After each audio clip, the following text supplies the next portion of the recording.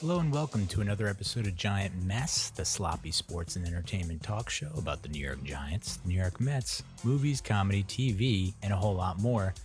It's hosted by a giant mess. That's me, the Real Cinch Neal Lynch. I'm a plump and furry Irish Italian American who graduated from a Catholic high school but isn't Catholic, and went to a college known for producing doctors and lacrosse players, and then became neither. Instead, I'm a blogger, vlogger, writer, editor, content strategist, video optimizer, father, son, brother, cousin, friend, and foe. You can leave me a voicemail, and we'll get into who left me a voicemail this week. Not a voicemail, a text message. But if you want to call and leave a message, I dare you to top the message I got on my Google Voice hotline this past week. It's 862-BIT-1986. That's 862-BIT-1986. Please subscribe to my YouTube channel, okay? You won't be disappointed. If you don't want to listen through a whole 3-hour podcast, I don't blame you. You can watch clips from the show, segments, ranging from 10 to 20 minutes for each video segment that we do. You just have to look for Real Cinch or Neal Lynch or Giant Mess on YouTube. It's youtube.com/Neal Lynch, I believe. You can also follow me on my blog. That's nealynch.com. Facebook.com/Giant Mess. Real Cinch on Twitter and Instagram. Make sure to subscribe to me on Apple Podcasts, wherever you listen to your friggin' podcast. Pick a platform, guy. Whatever one you pick, I'm on it. So find me. On today's episode, I got a text message on my Google Voice account. That was a death threat from the Mexican cartel. We'll get into that. More details on that. I'll give you reviews of Project Power, Code 8, and possibly Hardcore Henry, if there's time. I don't know if we'll have enough time.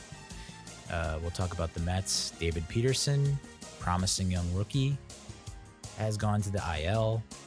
We had the revenge of Zack Wheeler over the weekend. The emergence of Luis Guillorme. Dom Smith's dominance. The redemption of Pete Alonso. And then we'll go through all our offensive struggles and our offensive explosions. A little hot and cold action from the Mets offense. Then we'll finish up with the Giants. We'll talk about Joe Judge's no-nonsense coaching style. The signing of Graham Gano. Don't you Gano? The fallout from the Ross Cockrell non-signing. And then, of course, the more recent news with Cody Core's injury. How does it affect the special teams and the wide receiving unit? So let's get started, y'all. Let's get started not with the death threat. I'm going to work up to that. We're gonna it's a little foreplay for you before we get to the climax on the death threat. I've had a knot in my back for over a week now. I think this is the 8th day that we've had this knot in my back. And it started off and it's like, all right, I slept funny. That's got to be what's going on here. I slept funny. I did a little Googling on the Googs and found out that, okay, maybe I'm not drinking enough water. Maybe it's the fact that I sit for 8 hours, 9 hours at a time without getting up and working the legs, the gams, at least a couple times a day. You know, sedentary lifestyle, as they say on the WebMDs and the health lines and all those sites that just love to scare the shit out of you with all their possibilities and options and suggestions. And I thought, okay, well, I talked to my mom. She's like, do you sit under a vent of an air conditioner? I was like, yeah, I do. Maybe that's it. Maybe it's all of these things. And then it persists. And there are multiple times where I couldn't even roll over in bed. You know, one of those things where I just had to like slide my way out of bed like a fucking snail that had mated with a snake snail.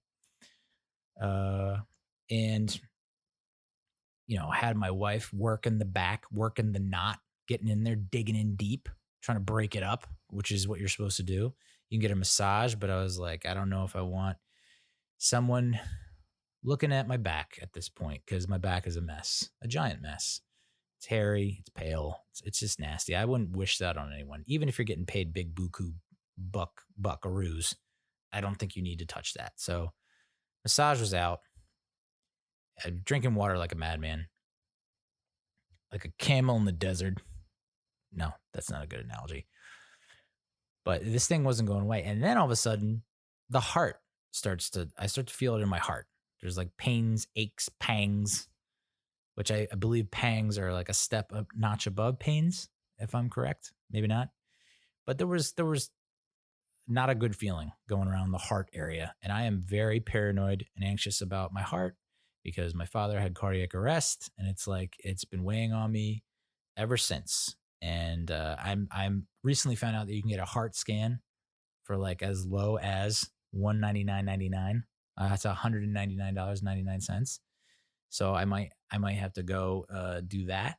Maybe that'll be my 4-year wedding anniversary gift to myself. My not to get sidetracked on the knot in the back, but I did tie the knot in the back of the church. No, I did tie the knot in the back of the Lambertville Inn along the river there, across from New Hope, PA. 4 years ago, yes, tomorrow. Well, you'll be hearing this tomorrow. So today, I guess, if you're listening to it on the 20th of August, 4 years feels longer. I don't know if that's a good or bad thing. But yeah, we've seen some shit, man. We've been through some stuff, and we're not even at 5 years, which is saying a lot. But, I think it's all good, working through the kinks, working through all the trials and tribulations. So, we're not exchanging gifts. We are officially not gift people. We found that out the hard way. I mean, I appreciate gifts, but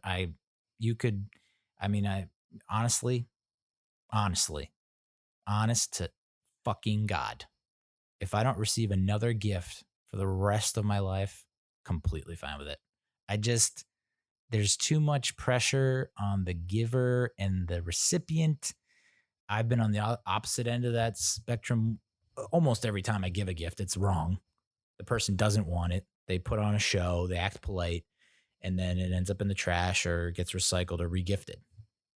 Very rarely. The percentage on a person getting the gift, liking the gift, keeping the gift, remembering that I got them that gift, it's like as close to 0% as you can get. So fuck it. Gifts are out. And we just came to that conclusion. After I've tried to do certain romantic gifts or gifts that are homemade, that are thoughtful, or practical gifts that I know that she needs, it's just, oh yeah, wow. No. Let's just not do that.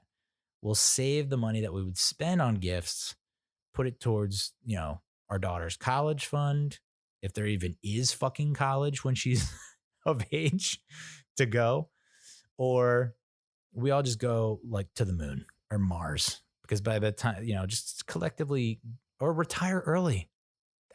Let's just do that. Let's just retire early, be done with work, because it sucks. But this knot in my back, not to get on a tangent, the knot in my back got so severe that it was somehow affecting my heart. And that's when I decided to punch in the old search, knot in back behind heart. Google finished it for me.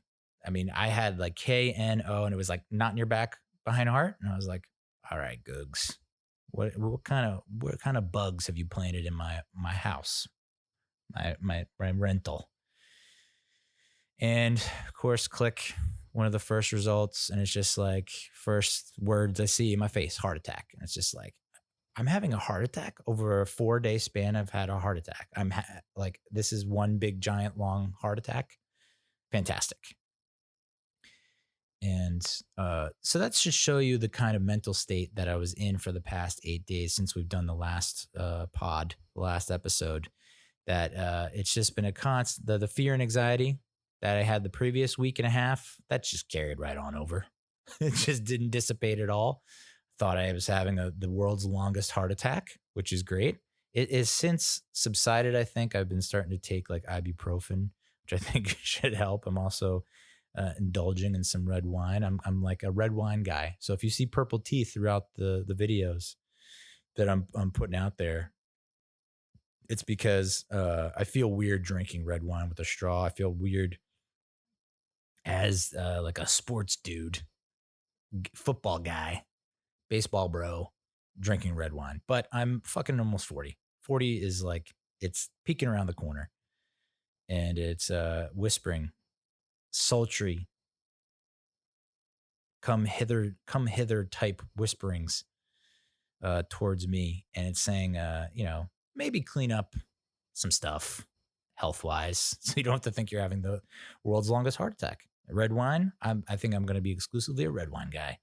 And no offense to the hard seltzers out there. I actually love the hard seltzers, but you either give me asthma or I've read that if you have too much carbonation, that's like a no-no. Everything is killing you, by the way. Everything. Look at it, touch it, smell it, feel it, hear it. It is killing you at that moment. This podcast, this show is killing you right now. So yeah, the knot in the back had me in a mood, just the sour mood for a very long time. And I feel like I'm just getting to the end of it, which is nice because I need to move on. Let's move on from this knot in the back. Tell you what helps. Over the weekend, the wife took one for the team. I mean, she's taken, if this were, Major League Baseball, she's like Pete Alonso, Jeff McNeil type level of taking one for the team. I think she leads the league for moms that have taken one for the team, hit by pitch. She let me sleep in, which was nice on Saturday night, I think. I almost got 12 goddamn hours of sleep. And that's just not like, I wake up after 8 and then I drift back off. No, it's straight through, straight shot. I woke up and I'm expecting to see like 10 a.m., 9 a.m., something like that. It was 11, almost 11:30. And I was like, I haven't slept till 11:30. And it's got to be 2 years, 3 years. And I felt great. And of course, she didn't feel great because she's had the world's worst toothache. She thought she needed a root canal. Apparently, she's already had a root canal and it traumatized her. So now she's scared to go back to the dentist. But everything, so she's in a mood. I'm in a mood because I got a knot in the back. She's in a mood because she's got the toothache. She can't even ride the Peloton to work out her anger. I'm concerned about, I rode the Peloton over the weekend and did okay. And I thought, oh yeah, I'm feeling better. And of course, the next day I'm like all sore in the back, which is affecting the knot. And so it's like we each have our physical maladies and just we're taking that out on each other. And then the baby's like, hey, you guys pissed at each other? Check this out. And I'm going to get in the mix and piss you guys off even more. So it's been tense around the household. And then was it yesterday or the day before? Maybe it was yesterday. Maybe it was the day before. Time doesn't exist. Flat circle. I'm on a video conference call, a Zoom chat. It's one of those massive video chats, Zoom meetings that has 20 plus people in it, almost 30 plus people. And we're going around and each person has to do, their one up and one down, which feels a bit excessive, but if that is what gets everyone involved and engaged and motivated, so be it. I'm all for it. But, when someone's talking about whatever, not related to work, I have a tendency to tune out. So I decided to check my Google Voice account. I saw I got an email notification and I was like, oh, I have a message. So I click through, check out the text message, and what did I see? I got to bring it up. I'm going to bring it up for y'all. Google Voice, boom. Log in real quick. Make sure it's still here. Let's check it out. Check it out. What's it all about? All right. It's a text message, so it's not a voicemail. maybe I got to change the voice recording on the voicemail. Maybe people dial it and then they hear my grating. I tried to go way too over the top with it, and I think people are just like, I'm out. But it's a text message, not a voicemail, from a area code in Concord, California.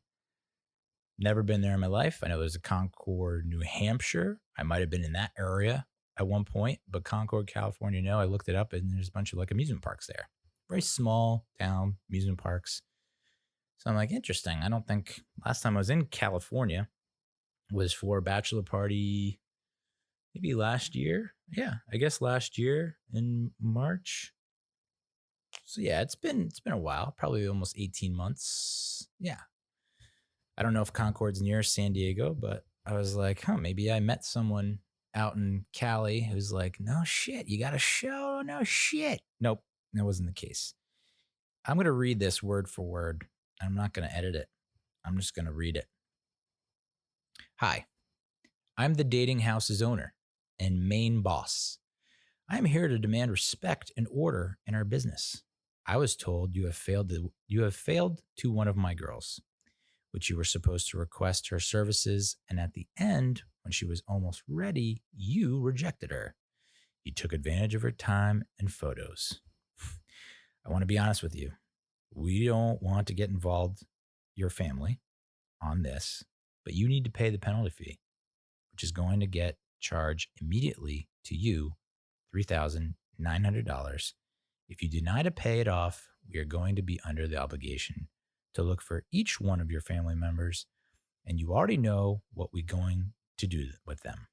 I hope you to answer to this message right away, because if you ignore me and block me, I'm going to send my people, and all of you gonna end in a very bad way! Exclamation point, exclamation point, exclamation point. I'm going to destroy, and then a bunch of commas. So, lot to unpack there. Okay. That's not the whole message, but let's just dive into the text part of that message. The dating house. Main boss of a dating house. I thought dating house was a reality show. Sounds like a reality show. So right there, it's like, okay, executive producer of a reality TV show. But no, this sounds like it's probably a brothel. One of my girls supposed to request her services at the end when she was almost ready. You rejected her. Took advantage of her time and photos. Not gonna lie, I had a brief mini flashback to when I was 23, 24. So this has got to be 15, 16 years ago. It was probably New Year's Eve, something to that effect. I was out with some college buddies at Jenkinson's on the boardwalk, Point Pleasant. We got nice and toasty. Went back to my grandmother's house because I was living with my grandmother at the time because I'm a loser baby. So why don't you kill me? And ended up, I'll say this, prank calling an escort service, asking for blah, blah, blah, some ridiculous thing. They said, yeah, no problem. What's your name? And I gave them a name of, unfortunately, a friend who passed away like a year or two ago. But I gave his name because it was the first name that came to my mind. And then I hung up because it's like, what are we, 12? I think that's the second time I've done a prank call. The first time, I might have mentioned it on the show before. I was out in Block Island, Nantucket, some place in New England beach, coast town, little retreat for the middle school. I was 11 or 12, and someone dares me to call 911 on the payphone. So what do? Pop in the quarter, pick up the phone, 911, let it ring, it picks up, boom, hang up. They said I couldn't do it. I kind of did it.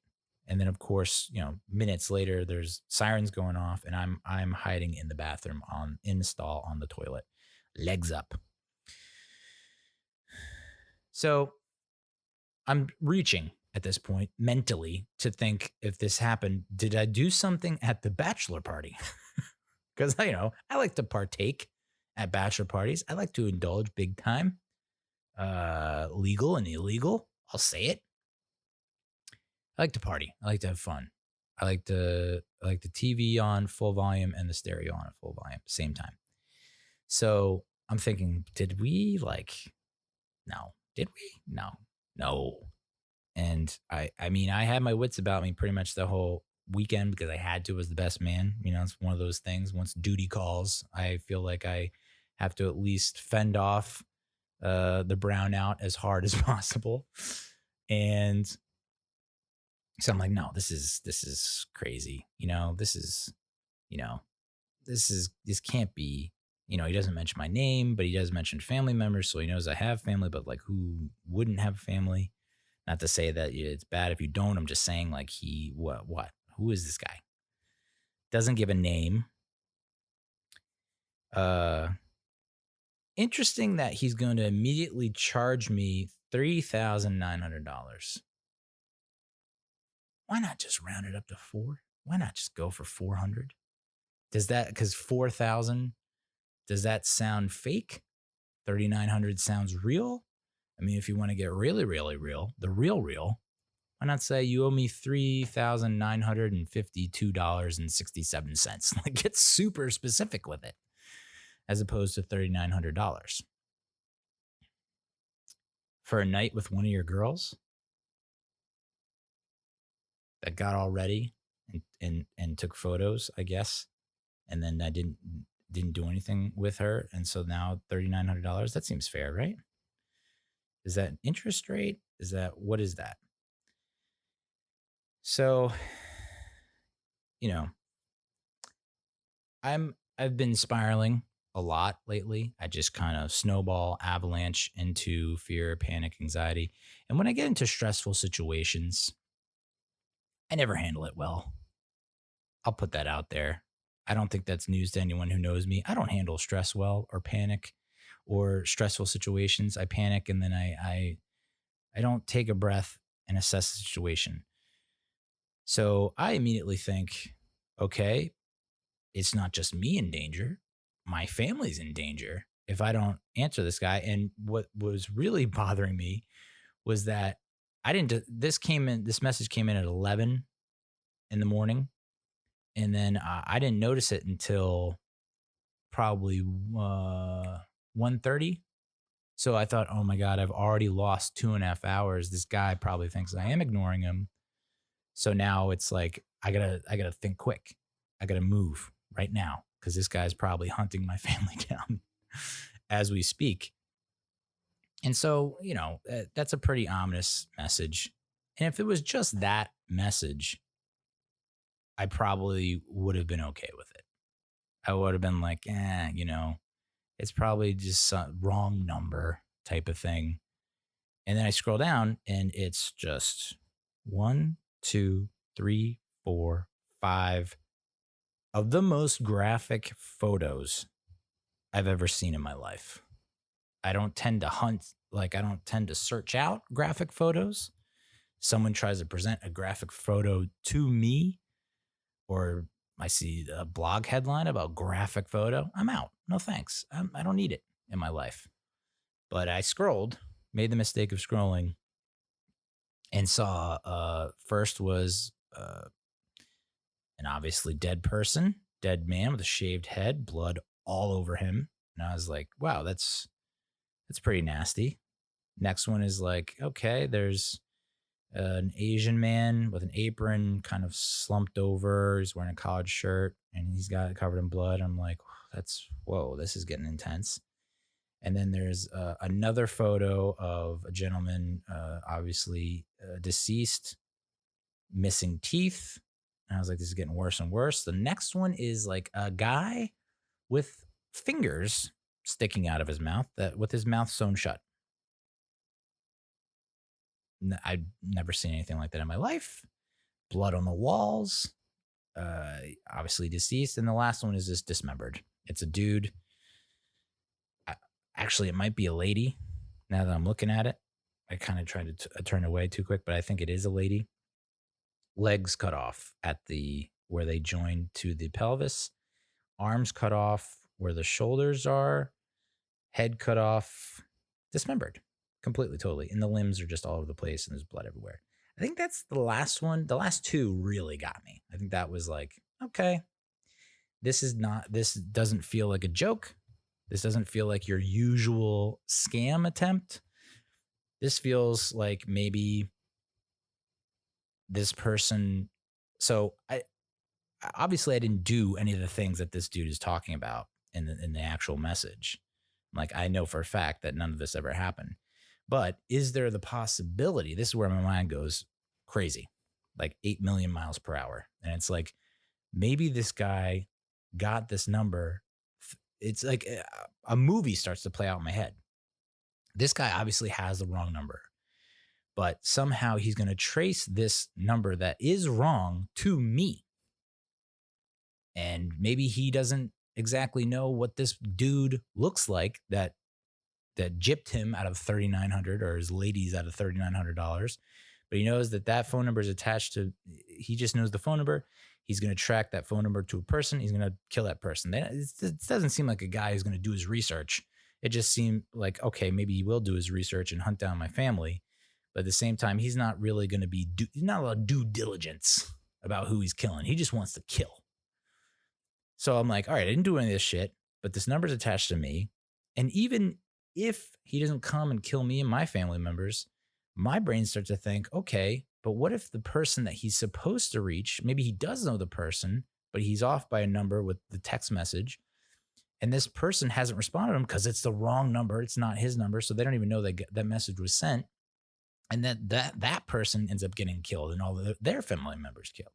So it's not just like fear for my own safety and my family, which there was that too a little bit, but there was also like, there could be someone out there, because this asshole, I mean, he obviously doesn't, grammatically, it's just all over the place. I mean, there's misspellings, typos, that barely could string together a sentence. I don't even think there is an actual like period anywhere in this fucking novel of a death threat, but doesn't seem like the type of person. This is the type of person who cares about money, and that's it, and killing. So they probably, their fat bloody fingers probably didn't get the phone number right that they were texting. So they thought they text the right number, and they were like, if you ignore me or block me, you're dead. And it's like, well, I didn't, I kind of didn't know this was in my inbox for 2.5 hours. Does that count as ignoring?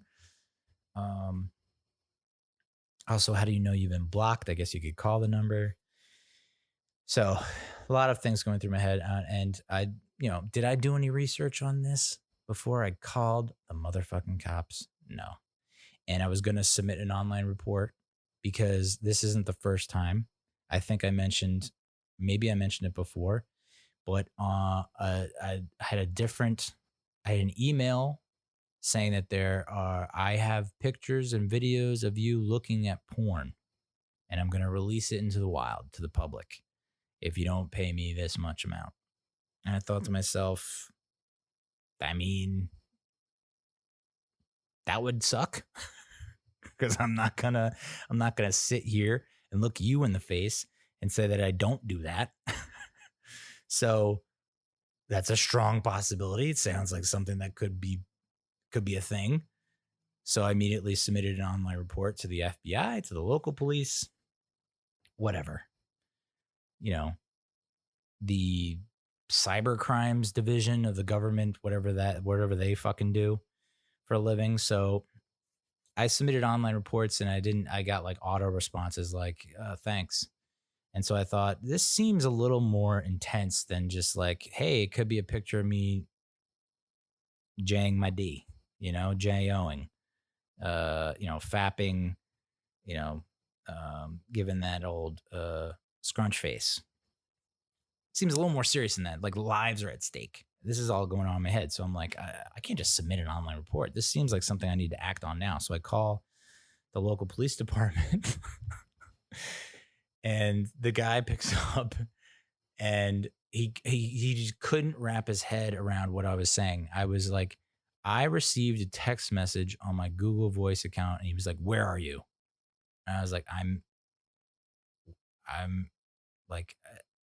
in Fairfield. I'm in this town where you are. Like, you are the police department where I am.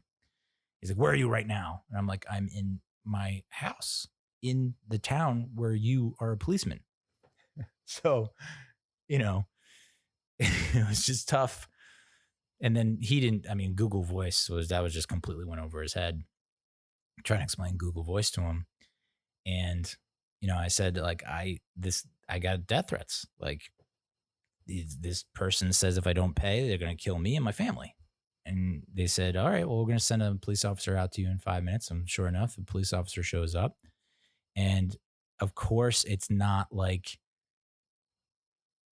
I would have felt a lot better if it was like a stereotypical, balding, mustachioed, overweight cop who, whatever.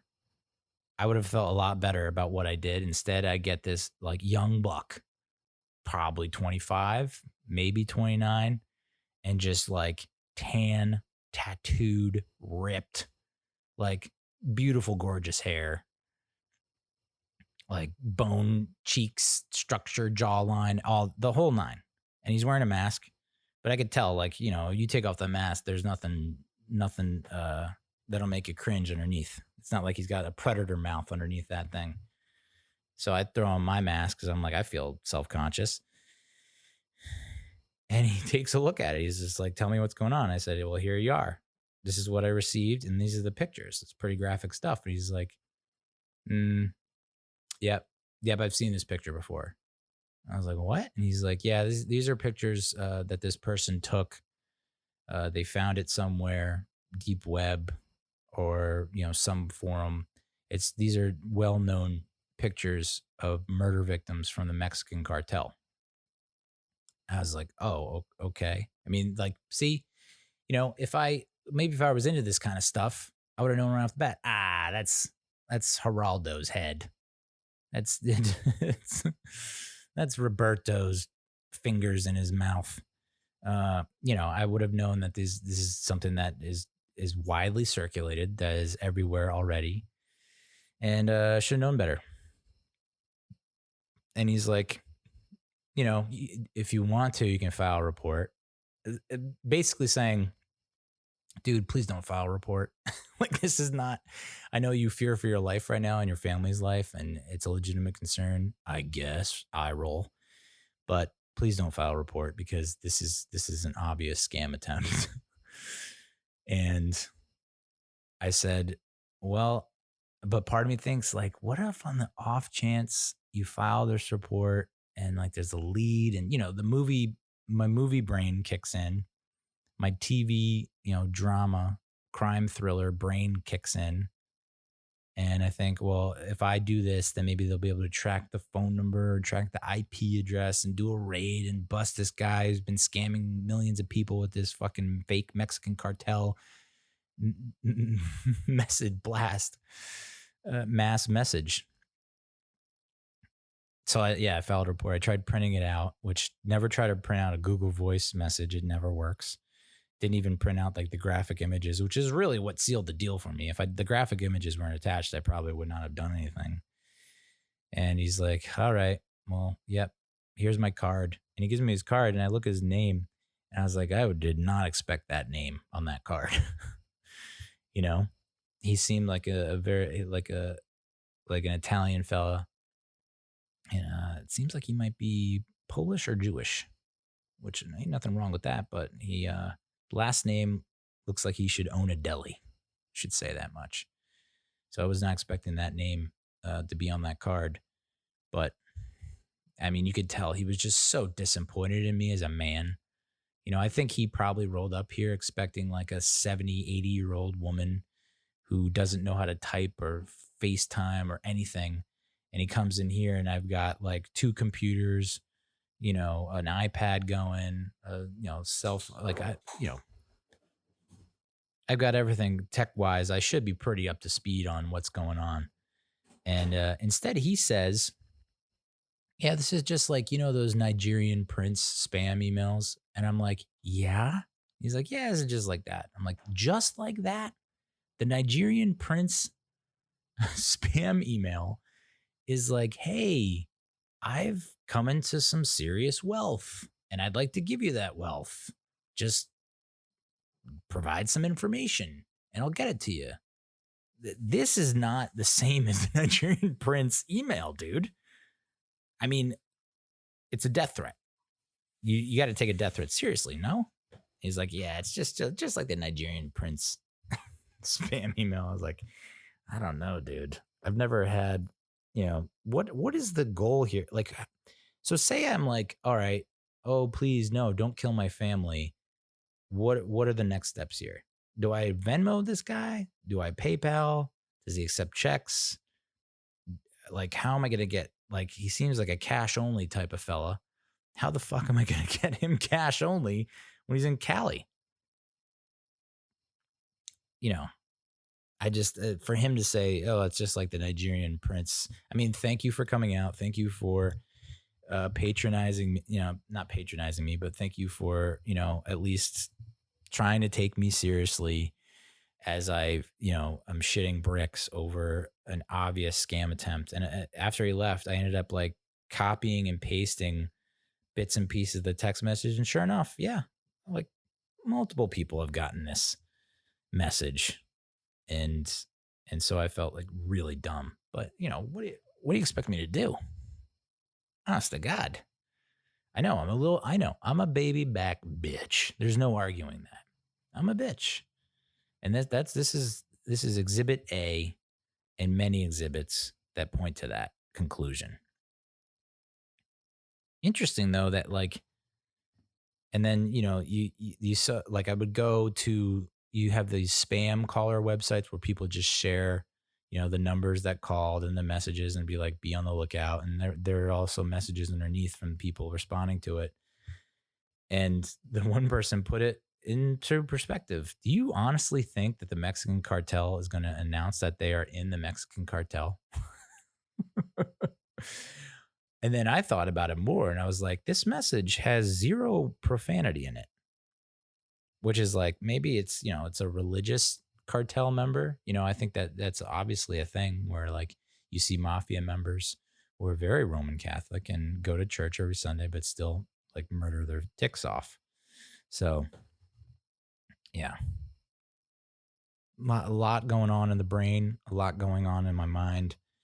And you go, especially during these uncertain times, these crazy times, you just fucking panic. And I panicked big time. Didn't even do any kind of due diligence. Just immediately reported to the police.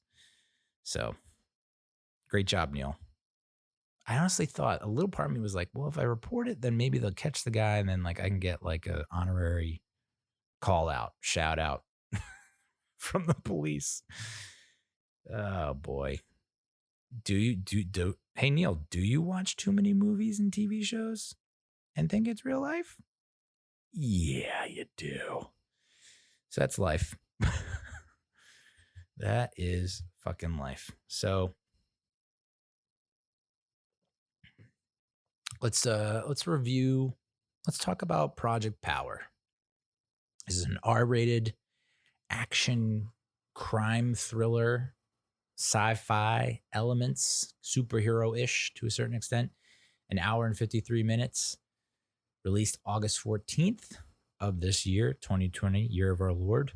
Synopsis from IMDb is this: when a pill that gives the users unpredictable superpowers for 5 minutes hits the streets of New Orleans, a teenage dealer and a local cop must team with an ex-soldier to take down the group responsible for its creation. I mean, can't go wrong with that synopsis. It's directed by Henry Joost and Ariel Schulman. They are the directing team behind Paranormal Activity 3 and 4, the Catfish movie, Nerve, and the upcoming Mega Man movie. They also directed digital shorts for Condé Nast Entertainment, including one of my favorite videos that they used to do back before they got all YouTubey, Australian Psycho with Margot Robbie, where she reenacts the getting ready montage when Patrick Bateman is getting ready. He does the shower and the face peel and all that. Margot Robbie reenacts it with like her own beauty routine. I thought that was kind of a clever idea. They're also the founders of the New York City production company Supermarché, which is French for supermarket, I believe. It was written by Mattson Tomlin, who doesn't have a ton of credits, but wrote The Batman, the new Batman movie coming out with Robert Pattinson, and the upcoming Mega Man. So it seems like they've formed quite the trio. And I'd say based on this movie, I didn't watch Sonic the Hedgehog. I know I got a lot of shit when the first trailers and promos debuted, and like Sonic was scary because like he had teeth or didn't have teeth or something like that. But I think it ended up getting pretty good ratings, and Jim Carrey was in it. So interested to see what they do with Mega Man. I don't know that I'll ever watch Sonic on my own, but who knows? I might get wacky one weekend. So here's the cast. Jamie Foxx plays Art, aka the Major. He is I don't want to get into any spoilers, but he's kind of on the lam. I'll say that much.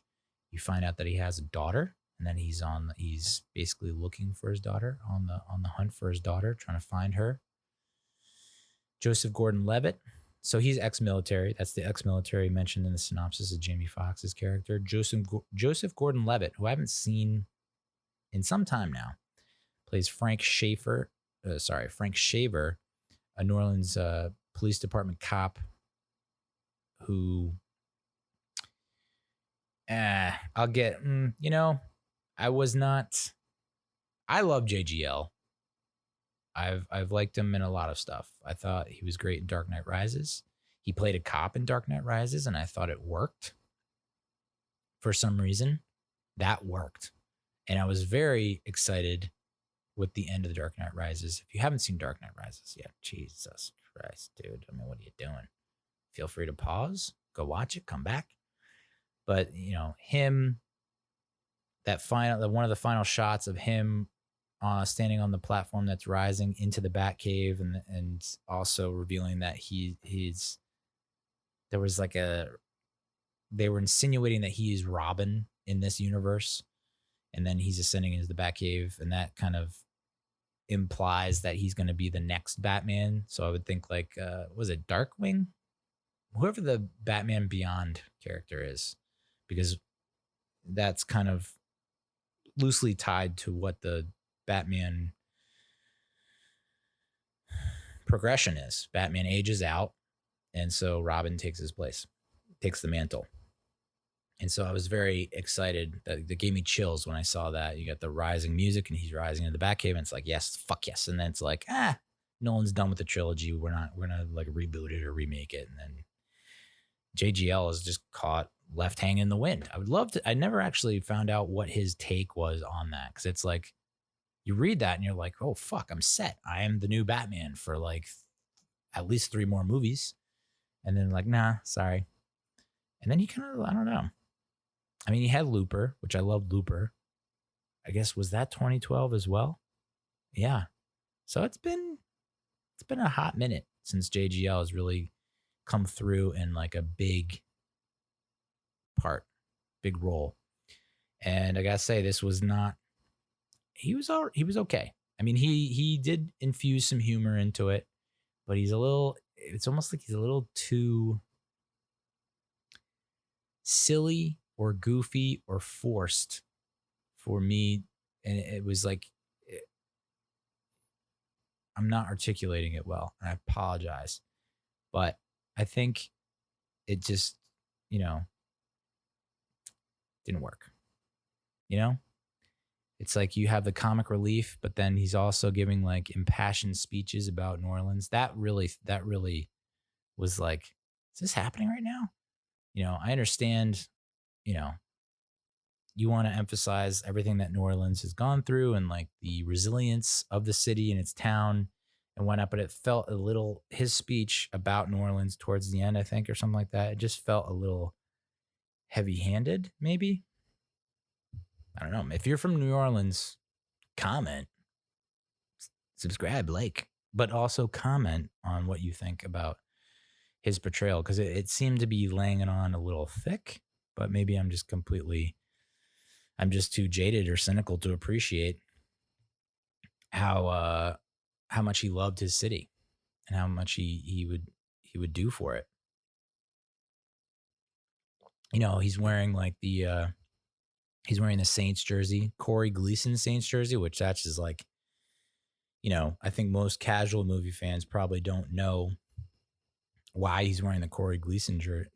Is it Corey Gleason? Oh my God. Corey Gleason is a kid I went to college with. It's not Corey Gleason. Oh my God, dude. Apologies to Corey Gleason. I've now said your name half a dozen times.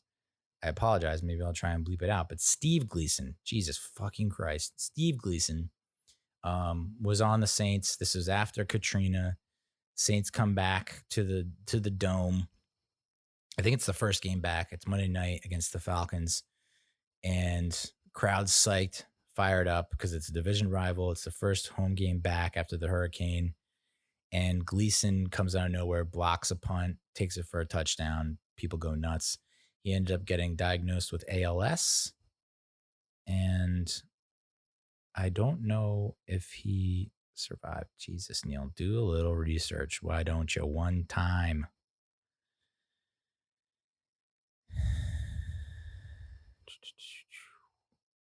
Yeah, I think he's still alive. Oh, thank God. But I believe he.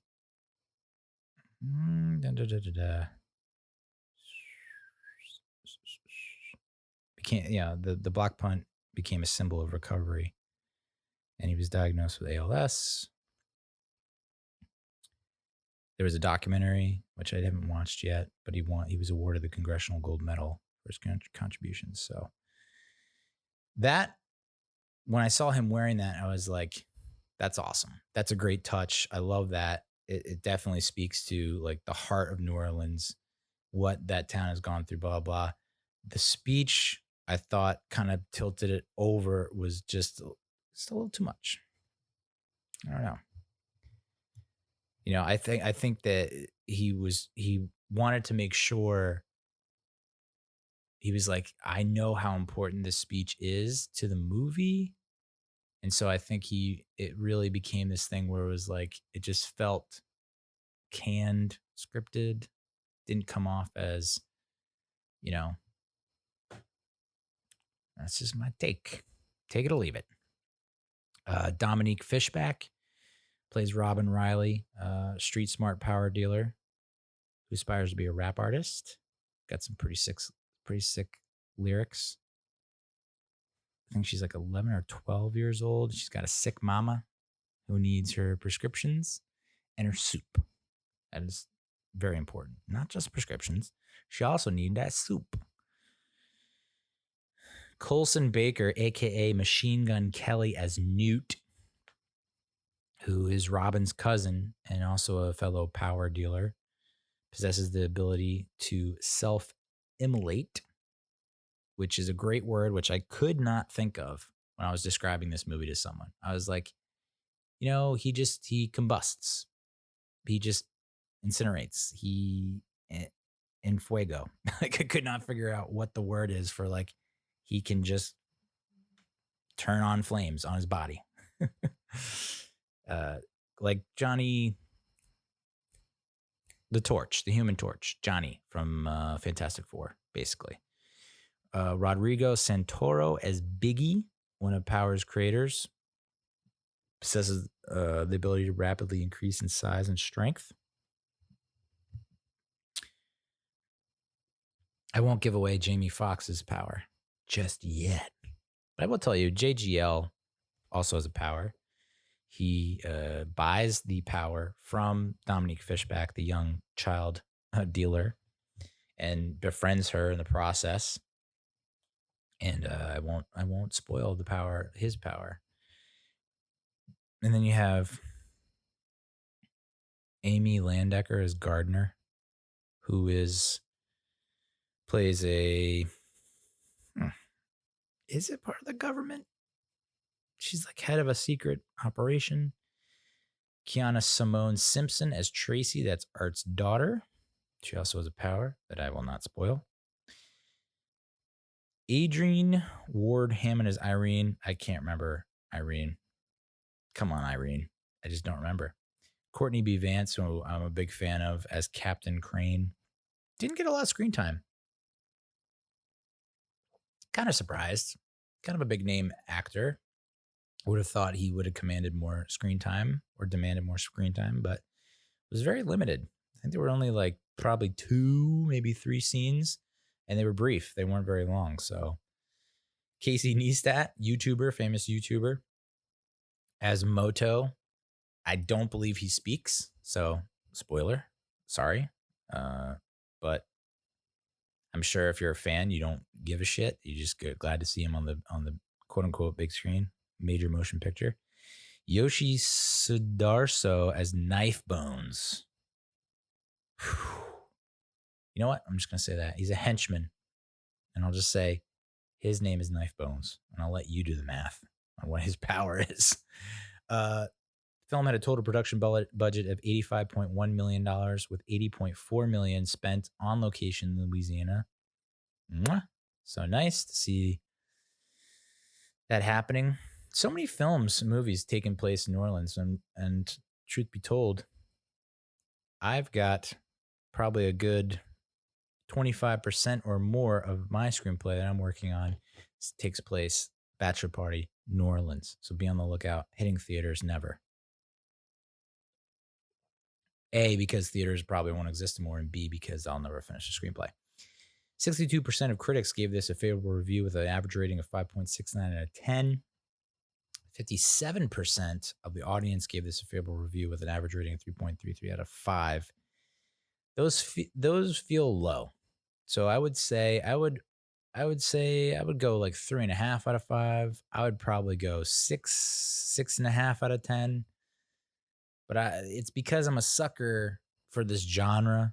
I'm a sucker for Jamie Foxx. I'm a sucker for JGL and Courtney B. Vance. And I just think, it doesn't feel like superhero saturation. It's a different take on superheroes, more realistic. So I would get a slightly higher ratings than that. Not much higher, but slightly higher. So what did the critics have to say?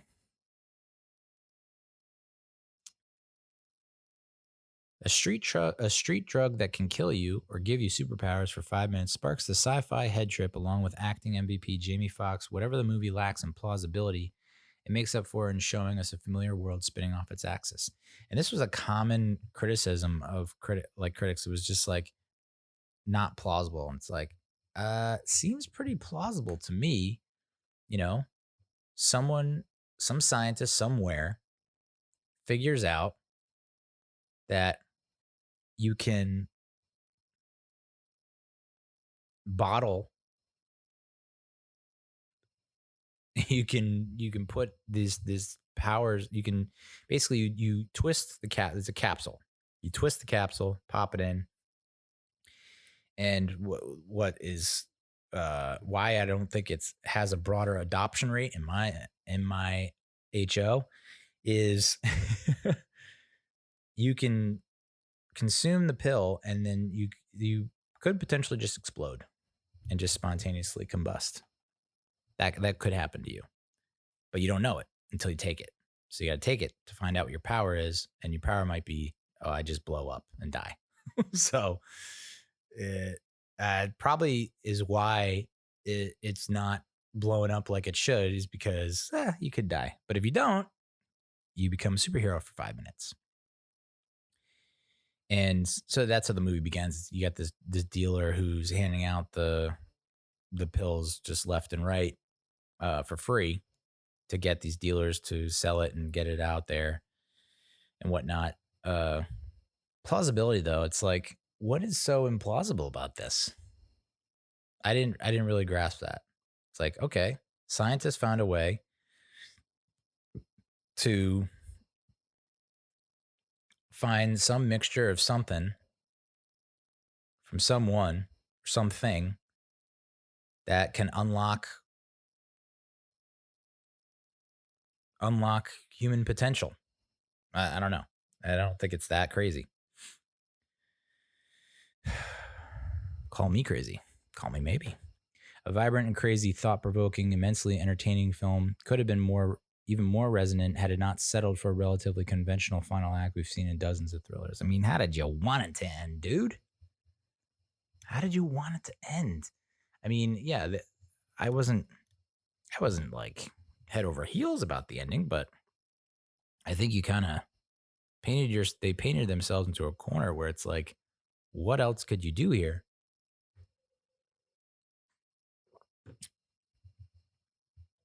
I mean, yes, I guess they could have set it up more easily for a sequel. For some reason, I don't know. I don't see this. I'm on the fence. I could see a sequel, I guess, but the way they ended it didn't feel too much like a sequel. Project Power is the kind of action sci-fi bone cruncher where the cast is better than the material. I wouldn't argue with that. I think if you have anyone else playing the Jamie Foxx character, I'm probably not on board. And when I saw Jamie Foxx with Joseph Gordon-Levitt, I was like, okay, I like this duo. I like this. But even with those two, you didn't get much screen time together. Would have liked to see a little more of that. But instead, they went with him teaming up with Robin more, the younger drug dealer. Which, I get it. I understand. But I would have liked to see more scenes with those two. The characters are more interesting than the premise. I would agree with that. And the dialogue chugs along in the middle. Yeah, not crazy good dialogue. Like I said, there was that forced speech from JGL towards the end.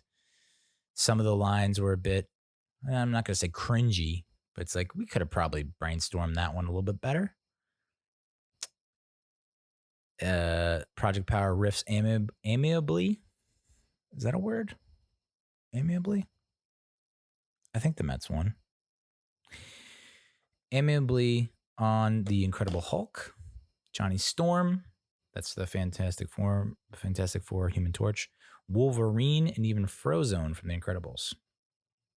Those are facts, hashtag facts. But for all the paternity corny bits, patently paternity, get your head out of the reproduction cycle.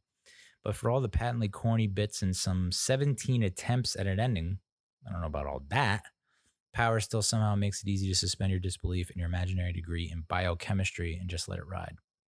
Yeah, dude. I mean, if you have a degree in biochemistry, this is probably a downer for you because they tend to like gloss over a lot of things. But do you really want to watch a movie for a fucking advanced degree in biochemistry? You want like an advanced lesson in biochemistry? Whatever they put to me, it was I'm not gonna lie, it wasn't exactly straightforward. They mentioned at one point they're mentioning like Henrietta Lacks, and I had to Google that. But then we're talking about like animals have superpowers that don't get the kind of publicity that they deserve, and that us humans can have those those what seem to be such awe-inspiring powers that certain animals have. So I mean, yeah, but I'm not gonna like sit there and expect like an advanced. I mean, yeah, I guess for legitimacy, they could have gone a little bit deeper into the details of the biochemistry. I wouldn't have hated that. Okay, I'm coming around on that. The undercooked plot works just well enough to fuel this vehicle for Jamie Foxx and Joseph Gordon-Levitt, mashing up old movies in a fast-paced package. Yeah, pacing was definitely not an issue.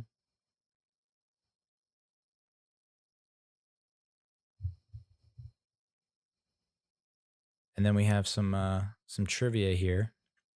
We have to get into. Gardner, that's the operative. So we're starting to get into spoilers now. So sound the alarm. Sound the motherfucking alarm. Before we get into the trivia and the spoilers, Captain Crane, that's Courtney B. Vance's character, reveals the government personnel are pressuring him to terminate any investigation into Power and gives Frank a picture of the man they suspect to be the source of the drug. And that's Art, played by Jamie Foxx. So now Frank is after Art. Art's on the lam.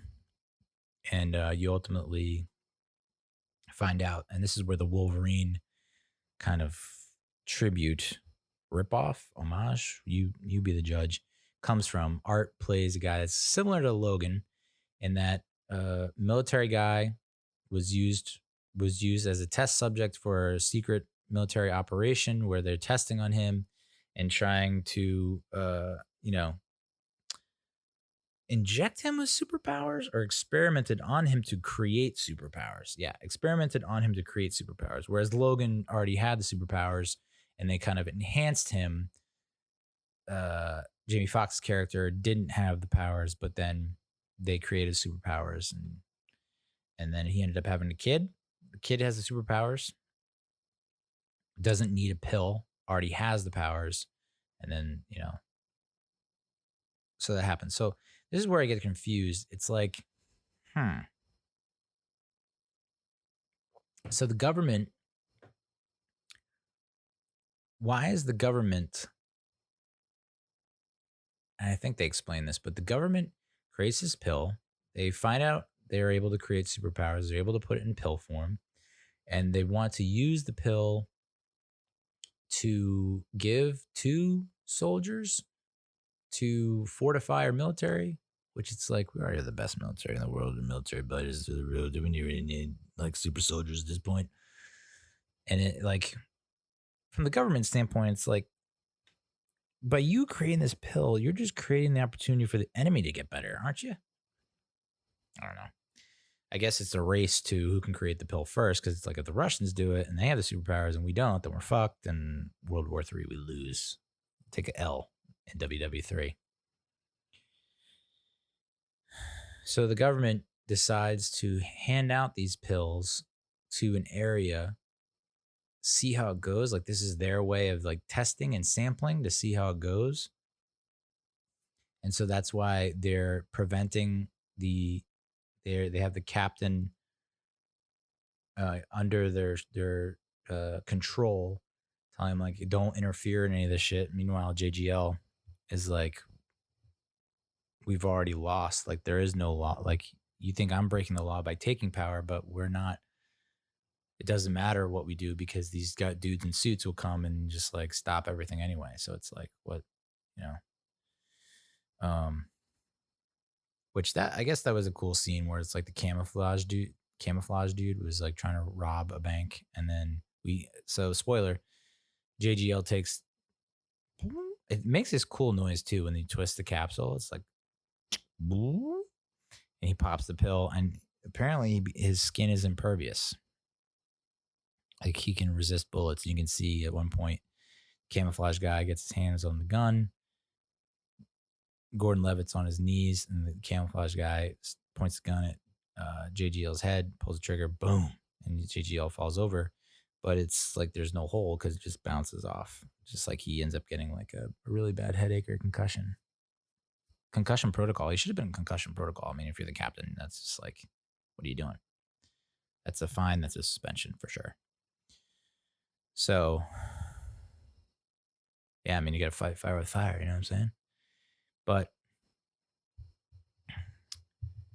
so Jamie Foxx's character, after leaving the military, is recruited by Telios, private defense contractor. And so Project Power is this secret undercover operation from the government that I assume Telios is behind. Like, Telios pitched this to the government and was like, we developed this. And the government's like, well, we can't be fully on board. We need to test it. And so Telios is out there in the streets in Nolans feeding the kids power pills. I will say the Machine Gun Kelly, that one scene of Machine Gun Kelly and Jamie Foxx in the apartment building where he's like the Human Torch and just like engulfed in flames, and Jamie Foxx trying to fight a dude on fire. Like, that was pretty balls. That was balls. Yeah, I like that a lot.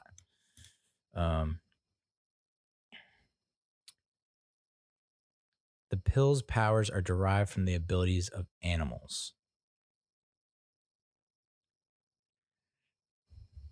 Okay.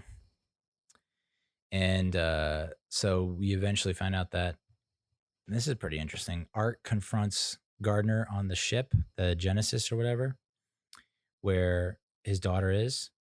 And so he's in a tight spot, and he's like, but I got to do what I got to do. And they're like, well, you give us your daughter and we'll give you back Robin, the drug dealer. We'll do the old trade. And he's like, nah. Takes out the pill, twists it, pops it, and he like looks like he's about to explode. Like he's just raging, and he yells and screams and lets out this big burst. And this kind of like energy explosion that comes from his body just like completely just disintegrates everyone except Robin. I didn't get that. Like there are good people around him on his team, and none of them got hurt.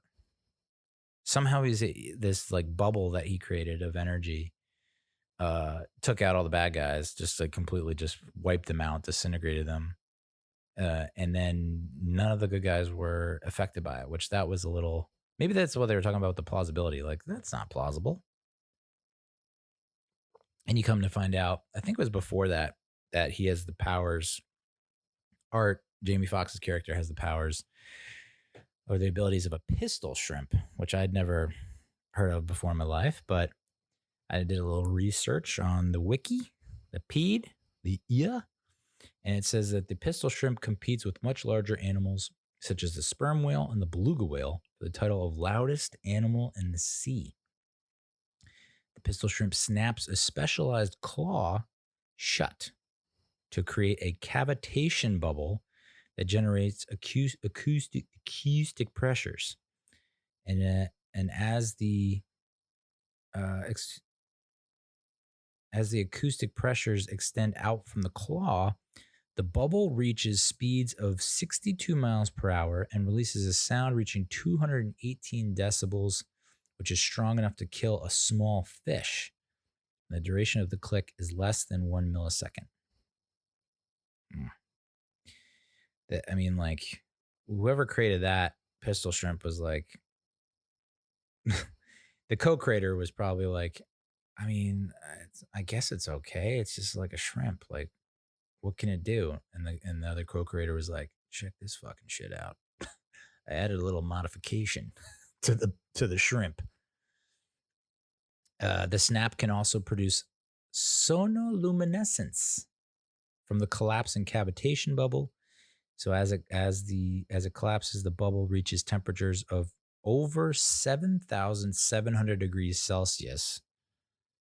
And if you're like, wow, that's pretty hot. How hot is that, Neal? Great question. The surface temperature of the sun is estimated to be around 5,500 degrees Celsius. So it's 2,200 degrees Celsius more hotter than the fucking sun. The sun. That's pretty badass. And how I don't know about that or I've never seen that, I have to go down like a whole YouTube black hole on pistol shrimp. Basically, after reading that, I don't know how you don't. But like, you got to think the small fish that's getting killed, that's got to be painless, right? That's basically like nuclear bomb, like he's standing next to a nuclear bomb going off type thing. Like you're not gonna feel any of that. It's just gonna get blown to smithereens or get knocked out. So, whew. But can the pistol shrimp selectively target people in the bubble? That's where I think the plausibility comes into hand. So, there's some trivia here, some spoilers. Gardner defends the use of experimentation on Tracy by recalling the true life case of Henrietta Lacks. As I mentioned before, Lacks was an African-American woman who had cervical cancer. The biopsy of her cancer was used without her knowledge to create the HeLa cell line. I mean, they didn't even like try and disguise that they took it from her. I mean, it's HE from Henrietta and LA from Lacks, HeLa cell line. And that is the first immortalized human cell line and one of the most important cell lines in medical research. Prior to that discovery, human cells in the lab died within a few days. Henrietta's cells have enabled countless research and progress. And but I think the controversy there, if I remember correctly from reading that Wikipedia entry, is that scientists did all that without her consent or without the family's consent. And I don't think they ever got compensated. I think maybe recently they might have gotten some, I don't want to say reparations, but they huge discovery that they didn't give the okay for. So, how that relates to Project Power, experimentation on Tracy, bear calling Henrietta Lacks. It's a little, I guess there are certain similarities, but it's not exactly the same. Like they're not, I don't know. Multiple uses of the line, the next step in human evolution, may be nods to the same line having been spoken in the X-Men movies.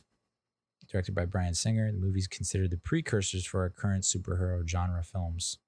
Well, yeah. What was there before that? The line was also used in the rebooted trilogy that began with X-Men First Class. So this feels like this and the next movie we're going to talk about, they both feel like X-Men-esque type movies, but on a much lower budget. This next movie is a much, much lower budget.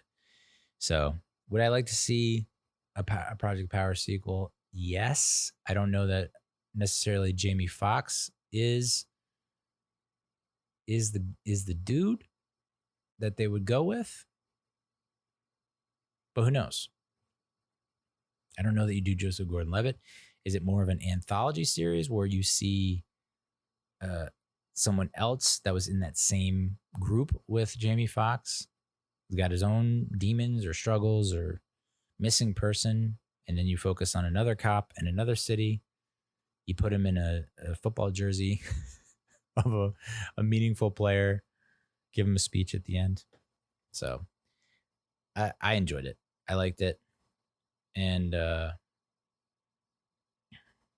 think Netflix has really stepped up their game in terms of original movies that feel more like blockbuster movies you would see in the theater in the summer. Big old bucket of popcorn, Extraction, Project Power. I think they're finally dipping their toe into not just like, was it The Beasts of No Nation and Roma and those kind of like Oscar bait dramas. They're now starting to get into these like pretty prolific action movies, and I'm all for it, especially during these crazy uncertain times. All right, let's talk about Code 8. Not rated because it didn't really hit the theaters for that long. It's an hour and 38 minutes, action crime drama. Came out, released in the US December 13th of last year. And then was released on Netflix in the US in mid-April. And it was in the top 10 list of the most popular movies in April. It's about a superpowered construction worker who falls in with a group of criminals in order to raise the funds to help his ill mother. Moms, am I right? They're always sick, and we always got to give them the meds. It's because the dads have usually passed on. The moms outlive the dads. Man, so morbid, such a harsh reality. Anyway, Code 8 is directed by Jeff Chan and written by Chris Pare, with a story by Jeff Chan. These folks don't have any really big credits that you would know, but I have a good feeling that good things are coming their way after watching this. The cast features Robbie Amell as Connor Reed. You might remember him from Upload. If you watched or listened to that episode where I reviewed Upload, he's the main character in that TV series on Amazon Prime. He also played Wesley in The Duff, which is a underrated comedy, rom-com, teen com from 2015. He actually went viral I think in the past year or so, maybe last fall. There was some sports media Big J journalist was happened to be watching The Duff and saw the scene where he's throwing where Robbie Amell's throwing a football. I remember watching that scene and thinking, holy shit, man, you're supposed to be playing a quarterback. Is your team any good? Because he did not throw the ball well. And to Robbie's credit, he actually responded and said, obviously this is not a good look for me, but I do have to let you know and be transparent that they had the person I was throwing to standing like literally a foot away from me off camera. And so I could not put any mustard on it. I really had to like go as gently and as weirdly and awkwardly as I had to. And I believe him. He was also in ARQ, ARQ, which this was another one of those similarly low budget but clever sci-fi thrillers that I highly recommend and that I might rewatch and do a review of because it's along the lines of Spectral. Spectral was a little higher budget, but ARQ, I think I watched Spectral around the same time, but ARQ is a very awesome movie. Kind of time machine. I'll just say time machine, homemade time machine in a garage and like multiple time loops within that. And hilarity ensues. It's not a comedy, but it's a thriller, and I thoroughly enjoyed it. So I highly recommend it. He was also in The Babysitter, which apparently is getting a sequel, which I liked a lot. That who was the director behind that? Oh my God. MG. Is that his name? But very stylized horror movie with some comedic elements that I liked a lot, and it's getting a sequel. And also he was in, Robbie Amell was in When We First Met, which is, I'll say it, underrated rom-com time. He's another time travel movie. Oh, in a lot of time travel movies. That starred, what's his name? Adam Devine from Workaholics, who I love. So hard to beat. It's a good watch on Netflix. Check it out. Stephen Amell, who I guess is Robbie Amell's cousin, not his brother, as Garrett Kent. Stephen Amell plays Green Arrow on the CW show of the same name, which the kids love, I guess. Sung Kang as Agent Park, Carrie Matchett as Mary Reed, Greg Brick as Marcus Sutcliffe.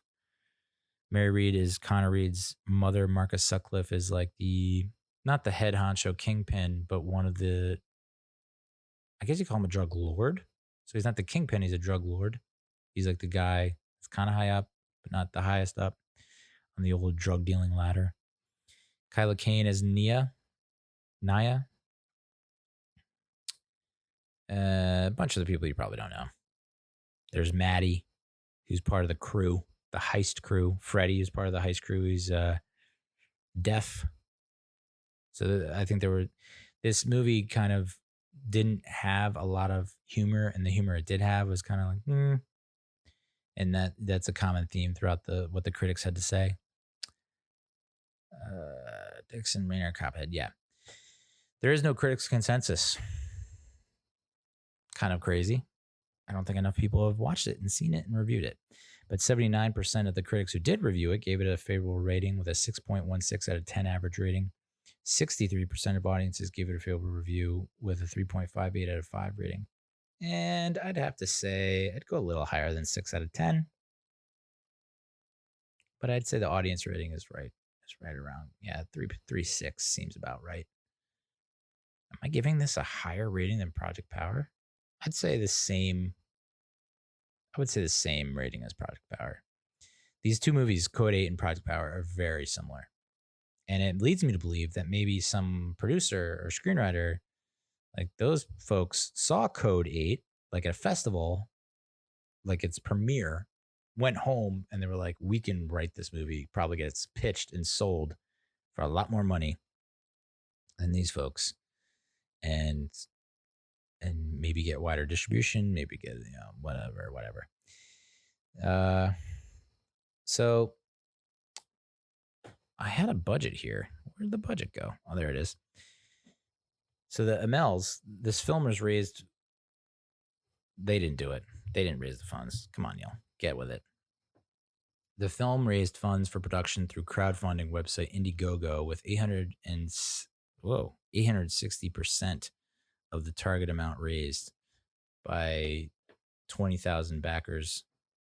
By the time of the premiere in 2019, the Indiegogo campaign had raised $2.4 million from 28,000 backers. And the box office was a little less than $160,000. It's like, feel great about raising the money to actually make the movie, but then boof, you know, boof, 160,000 gross. But still, it's not about the box office gross, right? Right, guys? The fact that you got on Netflix, that you're on all these major platforms and people are renting it and watching it and reviewing it. And apparently there's a TV spinoff in the works, a TV series spinoff that unfortunately is quote unquote airing or streaming on Quibi, which is that like that mobile streaming app, entertainment app that's funded by like big time fat cats and former head honchos of major movie and TV studios that have all these connections, that have brought in all this talent, and it has failed spectacularly. I believe it has missed its I mean, I couldn't have premiered and launched at a worse time, with the pandemic going on. So I think that's part of it. But it's also like, do you really want to watch huge blockbuster TV series and movies on your phone and just on your phone? I don't know. But the MLs will star in the spinoff. The director, Jeff Chan, will helm the series. And Chris Pare will also be a writer. Quibi is short for Quick Bites and is described as a mobile-first media technology platform bringing together the best of Silicon Valley and Hollywood. The first entertainment platform built for easy, on-the-go mobile viewing, allowing today's leading studios and creative talent to tell original stories in an entirely new way. Is it, though? Is it? How? I don't know. I didn't download it, so it's unfair of me to judge, but I haven't read anything that would be a little more specific than that vague buzzword-filled corporate speak. What's different about it? What can you do that's different than any other friggin' like the Netflix app? I don't know. Quick Bites also, it's like, is it like TikTok short? Is it Snapchat short? Instagram stories short? Is it like, well, it's longer than that, but it's shorter than most of the videos on YouTube? What's the deal? What's the catch here? And of course, the pandemic hits, and then you have people that are not watching on their phones during their commute. All those commuters, all that, and especially, I guess, podcasts as well. But I guess most people listen to podcasts during work as well. But I think I would always see people watching on their iPad or their phone on the commute to work, commute there, commute back. So you get that kind of traffic, that viewership coming in. But that's not happening because people aren't commuting anymore. They're now working from home and they're watching. If they are going to watch anything, it's going to be on the TV. So, I mean, like, YouTube, the numbers skyrocketed. Netflix skyrocketed. Disney Plus skyrocketed. Most of the streaming apps where it's not just mobile only or mobile first or whatever the hell they're trying to pitch over at Quibi. Ew, Quibi. So, in the earliest, so this feels like Project Power before Project Power. And they even have, it's so similar in concept and premise and all that. In the early 20th century, the public becomes aware of people with superhuman abilities known as powers, resulting in the government passing a law requiring all powers to register their abilities, which is straight out of the X-Men playbook. Which one was that? Was it X-Men 2? X-Men 3, where they had to register, and then like not Beast. Raven Simone. Nope, Mystique. Raven, aka Mystique, become like morphs into the president and is like, that's how they're able to pass the bill that has everyone registering. Was that X2? It might have been X2. I'm not sure. But so yeah, they kind of took a page from that playbook. And the powers quickly become a key component of the economy, notably in constructing Lincoln City as the city of tomorrow. And I have this weird fascination with fake or like alternate universe towns. And I'm wondering if Lincoln City is actually like Lincoln, Nebraska. Like, you know how Google is trying to turn Kansas into like the tech hub of the Midwest? At least that's what I've told myself. I don't know why. But or like I think it's Google or a lot of these major big time companies are looking to bring development to areas outside of the standard New York's, the bigger cities, Chicago, LA. They're looking towards Kansas or, you know, Amazon's headquarters are Seattle, which is still a major city, but, you know, just thinking outside the bun and trying to do that. So I think Google tends to do that in areas where you wouldn't think would have like high powered technological capabilities, you know? But I would assume there are also areas like Wyoming where people like get that shit out of my farm or my ranch. Don't want no cables next to my cows. There's also a crime. So getting back to the movie, Lincoln City, is it in Nebraska? I mean, this is a Canadian film, uh, but is it in Canada? Because it didn't seem like it was in Canada. It seemed like it was in the U.S. The City of Tomorrow. Interesting though that the the powers, I guess you do save money using powers, using the powers. Because you don't have to they showed him at work during construction, like Robbie Amell is called an electro or something like that, like an electrokinetic type power where he can control electricity. And so he's able to I guess they show one power like welding with their finger, so they don't need a glove, they don't need a mask, they don't need the actual welding equipment. They can just do all this with their bare hands, and there's less liability. But then it turns, but then it becomes. This is where I was a little in the dark on. It's like, okay, you have these people with powers, but I guess you have to pay them, even though the cost is less than if you were to pay a normal person that you have to buy them the gloves and buy the protective visor and the actual equipment to do it. So the powers are less cost than that, but eventually they develop machines that you don't have to pay that can do it on their own, and then the powers are out of jobs. But at the same time, those machines aren't those pricey, and then you still have these contractors that are still using powers, but it's illegal to hire them or like they're undocumented. So there's some kind of I feel like there's some kind of allegory to undocumented migrant workers, immigrants and whatnot, and that whole jazz. So it taps into a lot of interesting socio-political issues. Anyway, there's a crime syndicate known as the Trust, and they've flooded the streets with an addictive drug called Psych, which is made from the spinal fluid of desperate or trafficked powers. So again, you can see the correlation between this and Project Power, where Project Power, I guess, somehow extracted powers from animals and then tested it on humans. And then the humans were able to pass it down through their genetic code, their DNA. There are people that are just born with powers, and then you're extracting the powers from them, and then people can then use the drug. It's addictive, but I don't know that it gives. If you take psych, do you get the power?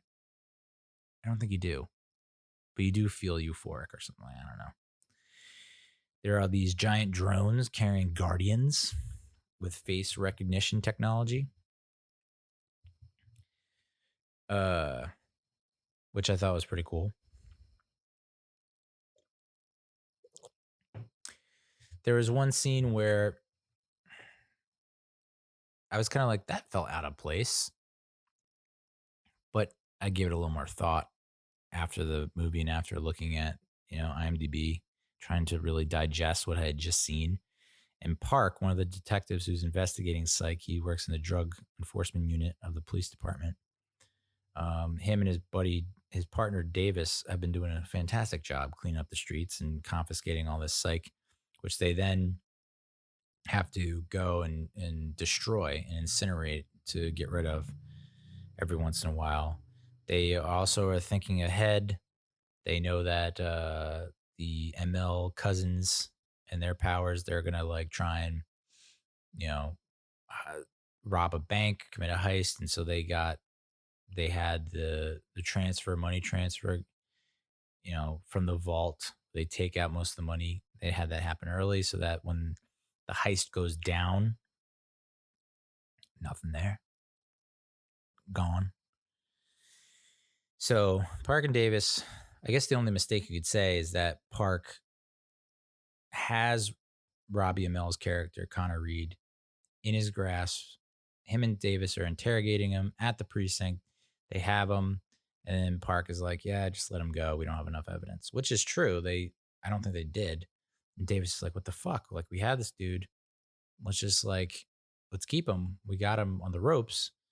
And he's like, "Nah." And then of course, Connor convinces Garrett to convince Sutcliffe to rob the transport that's taking the Psych to where it's getting supposed to get destroyed. And I think they estimated that it would be the street value of that Psych that they're transporting is like $10 million.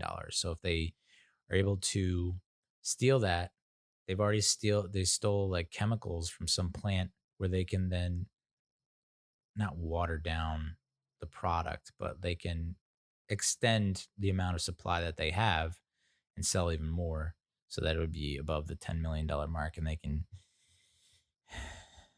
you know, they can be in the money. You know what I'm saying? Then they can get the trust off their back, pay off the trust, their portion of the proceeds, and also make a nice little profit at the same time. So anyway, Park is divorced. He goes to visit his daughter. And I did not pick up on this at all during this movie, but visits his daughter, who is a has a telekinetic power. And he's afraid she'll be given away because she's struggling to control her abilities. I mean, when was that? When was that? I don't know. I don't remember her ever demonstrating the abilities. So that's kind of weird. I mean, maybe I just blinked or went to the bathroom. I don't know, but I must have tuned out for that part. But so you can see why he is more empathetic or sympathetic to Robbie Amell's character, Connor Reed, and what he's going through with his mother, who's sick, has brain cancer, yikes, but also has certain powers that she can't control because of the cancer. It's all coming out. And so that's why he took it easy on Connor Reed. And that's why Davis is not as sympathetic, because I don't think he has that kind of connection to anyone with a power. So he's like, we just got to nail these assholes. You end up finding out through a series of events, through a scuffle, when Robbie Amell's character gets injured. The Nealâ, who's Sutcliffe's lady, who is really his indentured servant or slave, because her father owes a debt to Sutcliffe. So to pay off the debt, she's kind of like doing whatever the Sutcliffe wants. And in return, he gives her Psych. I believe he gives her Psych as some kind of payment. Gotta give her something. But you find out that she's a healer. She's able to heal Robbie Amell because he had like a wound on his arm. She puts her hands on there, and then, the wound's gone, magically gone. You're like, oh. And so then Robbie Amell's like, all right, I think I know how I'm going to work this whole situation. You're obviously not like loving this setup with Sutcliffe. Nealâ, you're not loving it. So why don't we rob this truck? You get the cash. Garrett gets to become a partner. And Nealâ can come with me so she can heal my mom. And she's like not psyched about that. because she knows the mom has brain cancer. And you're like, huh, why? Like, he already said, like, you're free to go. So what's the deal? Why don't you just heal her and then be on your merry way? And then you find out that, oh, well, not only when she heals people, she's basically taking whatever injury or malady is fucking them up and then absorbs it into her system. And so then she, it's like, okay, you want me to heal your mom. That means I'm going to take the cancer out of her brain, and then it's got to go somewhere in me. And it's possibly that I will die because of what I healed your mom. Whew. So that's where the climax comes into play. He basically takes her at gunpoint to the hospital, and she's like crying and he's crying. It's like, oh my God, dude. Ugh. And then eventually he caves and he's like, no, stop. Can't do this. So he lets her go with his truck, which is the exact same ending as Project Power, where like he gives Robin his truck with cash. Robbie Amell's character gives Nealâ the truck, and she goes to see her dad in prison. And the mother, R.I.P. R.I.P. R.I.P. What do the critics have to say about this whole shebang? Humorless but unpretentious, the film will play well with those seeking new takes on superhero tropes, while others will resent having a still viable non-comics genre infected by angsty mutants. I mean, it sounds you bitter much. I think this genre has legs. People want to see this shit. And you're seeing it more. And I think Code 8 and Project Power are indicators that there's still some life and legs to the superhero theme.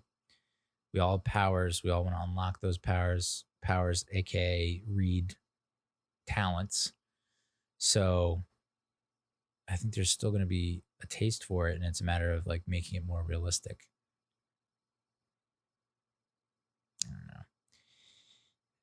Essentially a humbler, grungier indie X-Men without the same dependence on splashy effects. Cody is a solid genre effort from director Jeff Chan. Yeah, agreed. The ideas outpace the action in a movie that's clearly been made with passion and intelligence, but without the kind of zip that this kind of story demands. Okay. Yeah, I mean, they had like, what, $2 million in budget? If you would have asked me after watching, like if I didn't know going into the movie how much the budget was, I would not have said $2 million. I think they did a phenomenal job with the amount of money that they spent. So, but yeah, you can definitely tell it was I didn't want to say it dragged or it was slow. I mean, it's only an hour and 38 minutes or something like that, but could have used, like they said, a little more humor here and there. The humor that was there was it was basically the deaf guy, Freddie, would sign stuff to Robbie Amell's character who doesn't know sign language, and he'd be like, "What's he saying?" And then one of the other characters in the crew, the heist crew, would say like, "Oh, he said good luck," and then it's like, he didn't say that. He said something else. Like, ooh. But yeah, I dug it. I wish I'd seen. I wonder if that would have spoiled Project Power for me. I should not have watched these back to back. Basically, I didn't think they would be that similar, and they were like pretty much identical. So, we'll skip over Hardcore Henry. Maybe I'll get to that next week. Sorry. I also saw Yes God Yes, which I might review at a later date. It's a little known R-rated dramedy about a girl who goes to a Catholic high school and goes on a retreat, and it's set in the early 2000s, and it just like was nostalgia central. I went to a Catholic high school. I did not go on the retreat, but it was just like, this is holy shit. I'm reliving my high school years. So that's movies. Let's talk Mets. Let's go, Mets.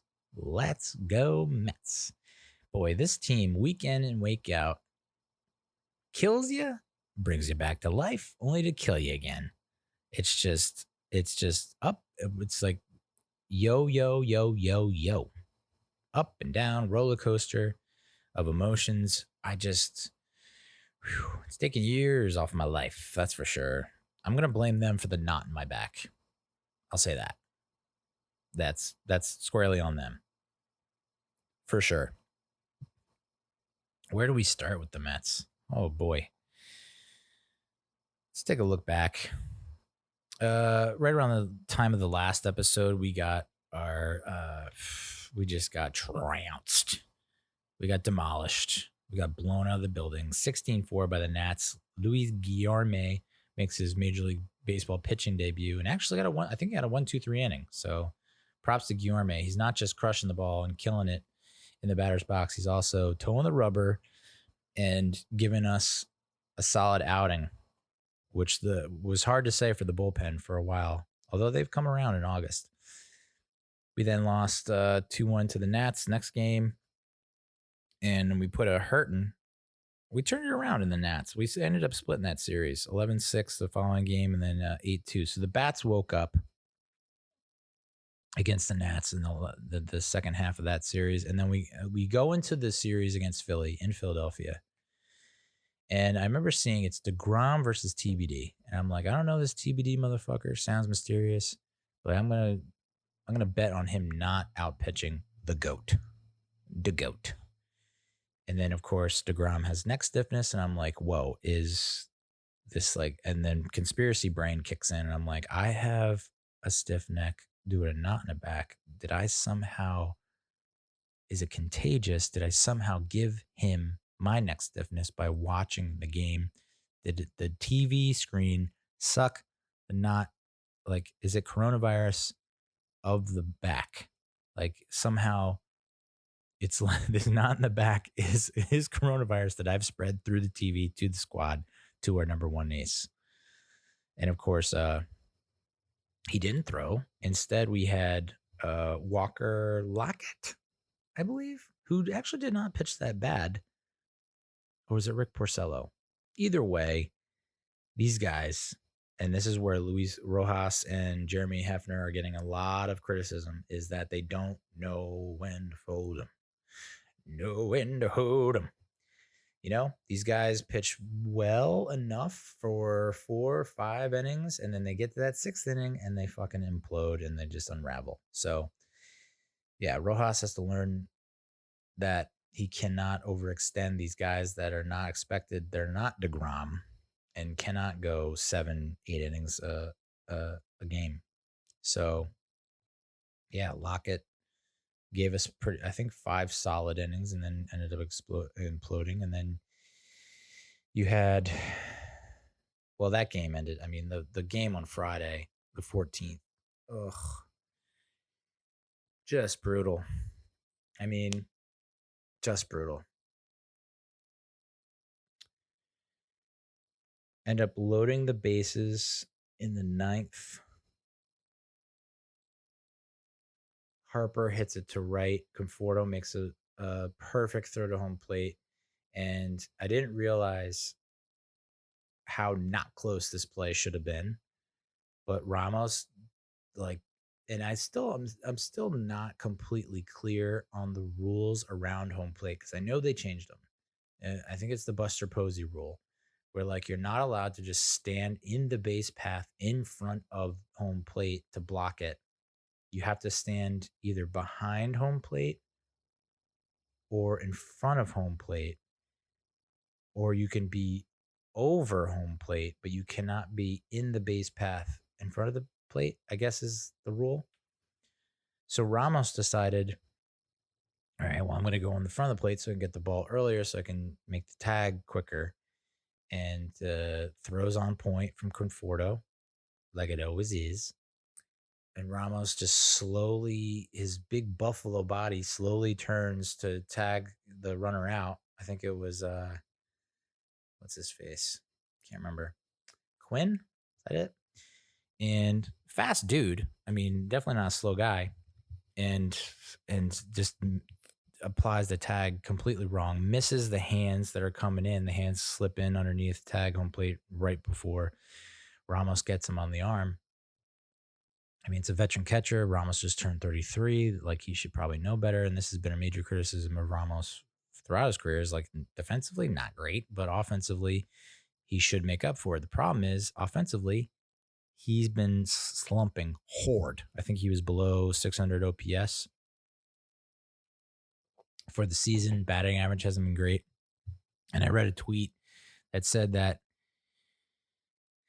normally, under normal conditions, he would be able to go home to his family, see his family, commiserate with his wife. His wife would be able to get him into good spirits. And I'm sitting here going like, hey, my man, like, I know you can't like hug your wife, but you can still talk to your wife in this, like, when you're not allowed to see her. You can still Zoom, FaceTime, like, you can still have those talks, unless your wife is giving you like magical, miraculous healing BJs, or like that coochie got some cure all in it. Like, you can still talk to her. So I think that was kind of a cop out to say like, oh, normally I'd be with my family and my wife, and like, hey, I'm not completely knocking them. That's got to be tough.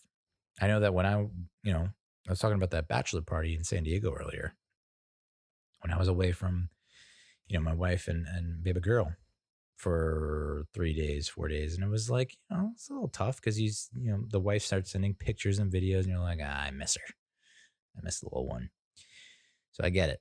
But same time, dude, that's, come on. Anyway, I didn't realize how much of a, how how badly this runner should have been out until the next day, when I eventually get on the Twitter and I see a photograph of like the moment that Ramos catches the ball, and the runner is like, had to be more than 10 yards. Does that sound right? No. Between 5 and 10 yards away from home plate. I mean, there's a substantial amount of distance between the runner and home plate. And you look at the picture and you're looking at yourself, no fucking way is that guy safe. No way does that happen. And so that's how they win. The Phillies pull it off in grand fashion. And so a lot of people are like, well, that's a nail in the coffin for the Mets, which the Mets fans, mostly just Mets fans, have declared the team dead more than a few times this year. And it's like, I still haven't, I know people have consoled left and right, but I have not consoled. I'm just going to say, I haven't consoled yet. And I know I've said on previous episodes, if they win the World Series, does it feel real? Is it the same? Is it worth it? Is it valuable? It's not going to be viewed as legitimate, or people are saying the season is fraudulent. And it's like, if you can get, and I said this last week, if you can get through all the shit and win a World Series trophy after all that's happened this year, okay, you can say it wasn't 162 games, but fucking A, man, you can still say we went through some shit. Yoenis Cespedes, Marcus Stroman, Jed Lowry, just everything. The slump of Pete Alonso, the emergence of Dom Smith, Andres Jimenez coming up and looking great. David Peterson, another prospect, showing off, although he's on the IL now. Jesus. What are they putting in those ice tubs in the clubhouse? What do they not have, like rubs or salves or balms for these shoulders? Michael Wacha goes on the IL with a shoulder inflammation. Then you have David Peterson has a shoulder issue. Like, let's figure out a shoulder regimen for these fellas. And then that Saturday game, Phillies won again, 6-2. Trying to think if that was the game or the next game. They're both 6-2 Saturday and Sunday, but one of those games, I think it was tied, or maybe we were up 2-1, and then Real Muto just putting an exclamation point on the damning case against Brodie Van Wagenen, hitting like I think a 2-run or 3-run shot that ended up being the end of either Walker Lockett or Rick Porcello. Just went one inning too far, and just a harsh reminder that we could have made the effort to keep Wheeler. We could have made the effort to sign Real Muto, and who knows where we'd be now. With that said, we're still not that far off. I mean, the Phillies bullpen is not that great, and this goes back to last week when we're talking about runners in scoring position. I saw another stat that was like the Mets have the most plate appearances with runners in scoring position in either the National League or the Major Leagues. And our average with the runners in scoring position is like 30th or something. It's like dead last or something like that. It's fucking horrible. And one of the bigger reasons for that is Pete Alonso, because they showed that Pete Alonso is first among hitters with runners in scoring position, and he's like 264th average wise. It's like, that is no bueno, dude. But ever since that Philly series, so we got swept, and that sucks. But there's a lot of season left, as Pete has pointed out before, and I believe we won tonight. I saw that we ended up blowing the lead going into the ninth, but then I think we scored 2 to come out on top. So we've officially won the series from the Marlins. We have one more against them. I think we could probably be nice to get a sweep. But that's what I'm talking about. You get swept, and there's that viral video of the Phillies fan like sweeping a broom in the middle of the road as the Mets buses go by. It's like, as much as I hate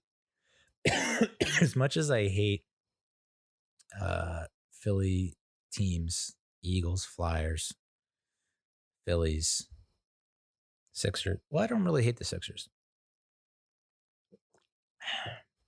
as much as I hate them, but God damn it, I respect them. It's like that meme that's going around with Vince Vaughn in Anchorman when he's talking to Ron Burke, and he's like, I straight up hate your ass, but God damn it, I respect you.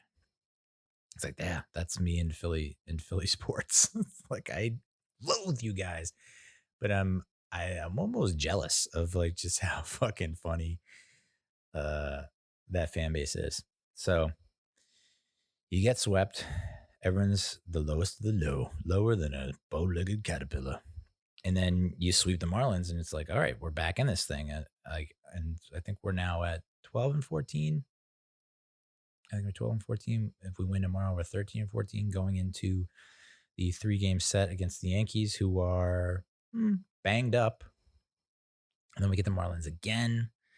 So, we'll probably be, I wouldn't be surprised if we get above 500 after this next week of games. Who knows how we fare against the Yankees? I mean, we do not have a starting rotation at this point. I mean, everyone's just going down. Porcello is not the kind of guy that can give you, I mean, against the better teams, I don't know. He took a real big step back against the Phillies. I know that.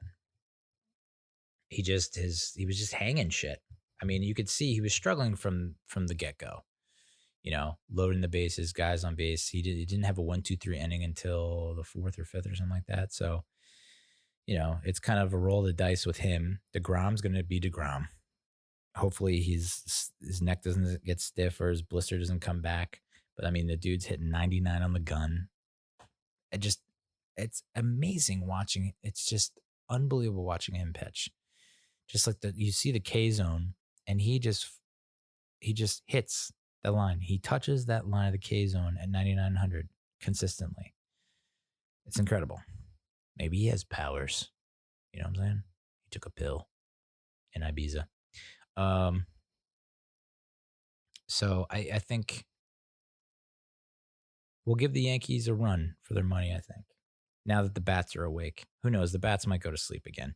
This team is just so inconsistent, so streaky. It's so hot and cold. Like I said, all of a sudden Pete Alonso's coming around and hitting the ball well. Nimmo is getting on base a lot more. It just feels like, can they just keep that up? Because then you won't have to worry about your starting rotation because you're putting up 8 runs a game, and your pitchers can give up 6 runs and still win. So, they still can't give the ground offensive support. Let's take a look back here through my notes. Our pitching staff has struck out 170 batters this season, which ranks second in the NL. That was as of August 12th. And, our rotation now. Matt's had another shitty outing, another really bad outing, and he looked really despondent in his post-game interview. So who knows how he bounces back. But, pitching was such a strong suit going after last season, going into the season. You figure, all right, we lose Thor. I get it. We still have Stroman coming back. Porcello and Waka are veteran arms that should be able to give you some decent innings. Who knows how Matz comes around. You got obviously have DeGrom. So it felt like that we had a lot of, it's the ebbs and flows of the baseball season. And it's not even a full baseball season this time. But it's like when we have the starters healthy, the bullpen's hurting.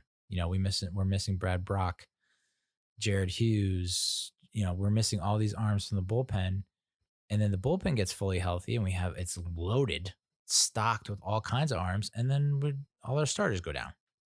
Can we just get on the same fucking page, dude? Here's a story that everyone can get behind. This is like Dom Smith 2.0.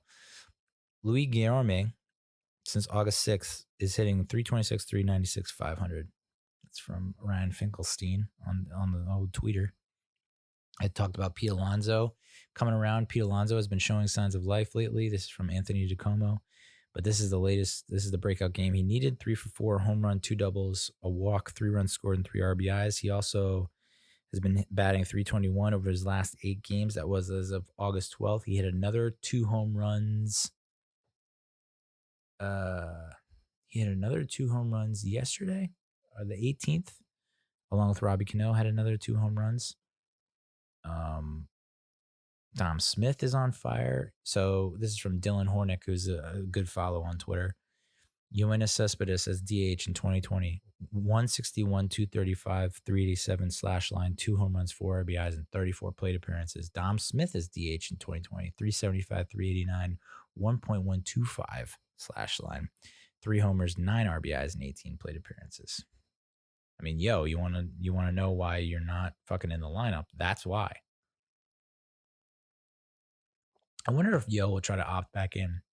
I know Markakis opted back in and then he had to opt back out. So I'm wondering if Yo, once we go on a fucking streak and we become a goddamn wagon, as they say in the NHL, if Yo will rethink some things and come back. Because if you come back and we win a World Series, then you can ride off on your high horse knowing that you got a ring, even if it is in the middle of Corona. So we say offensive woes, but I've mentioned it before. It's not that we're not hitting the ball or getting on base. It's that we're not scoring. So we get hits, we get on base, but then we don't knock them in. This was as of August 13th. We have racked up 179 hits on the season, which leads the majors. But yet we're 11 and 14. Or we were, and we're now 12 and 14. But here's some more Luis Guillorme love. He's been hitting incredibly well since this home run. 55 plate appearances, 341 batting average, 434 on base percentage, 432 slugging percentage. And I believe I heard Gary Keith and Ron talking about what he's adjusted to, in terms of like how he's approaching every at bat. It's like kind of the Jeff McNeil style of hitting, really. You get a fastball. Don't try and like smoke the fastball and pull it. Go with it. Just slap it to the opposite field. Find the hole. Robbie Cano, who I mentioned had 2 home runs, along with Pete Alonso the other day. He's hitting a cool 410 with an OPS of 1.070. That was as of August 14th. But, you know, that one game against the Braves a couple weeks ago was pretty brutal.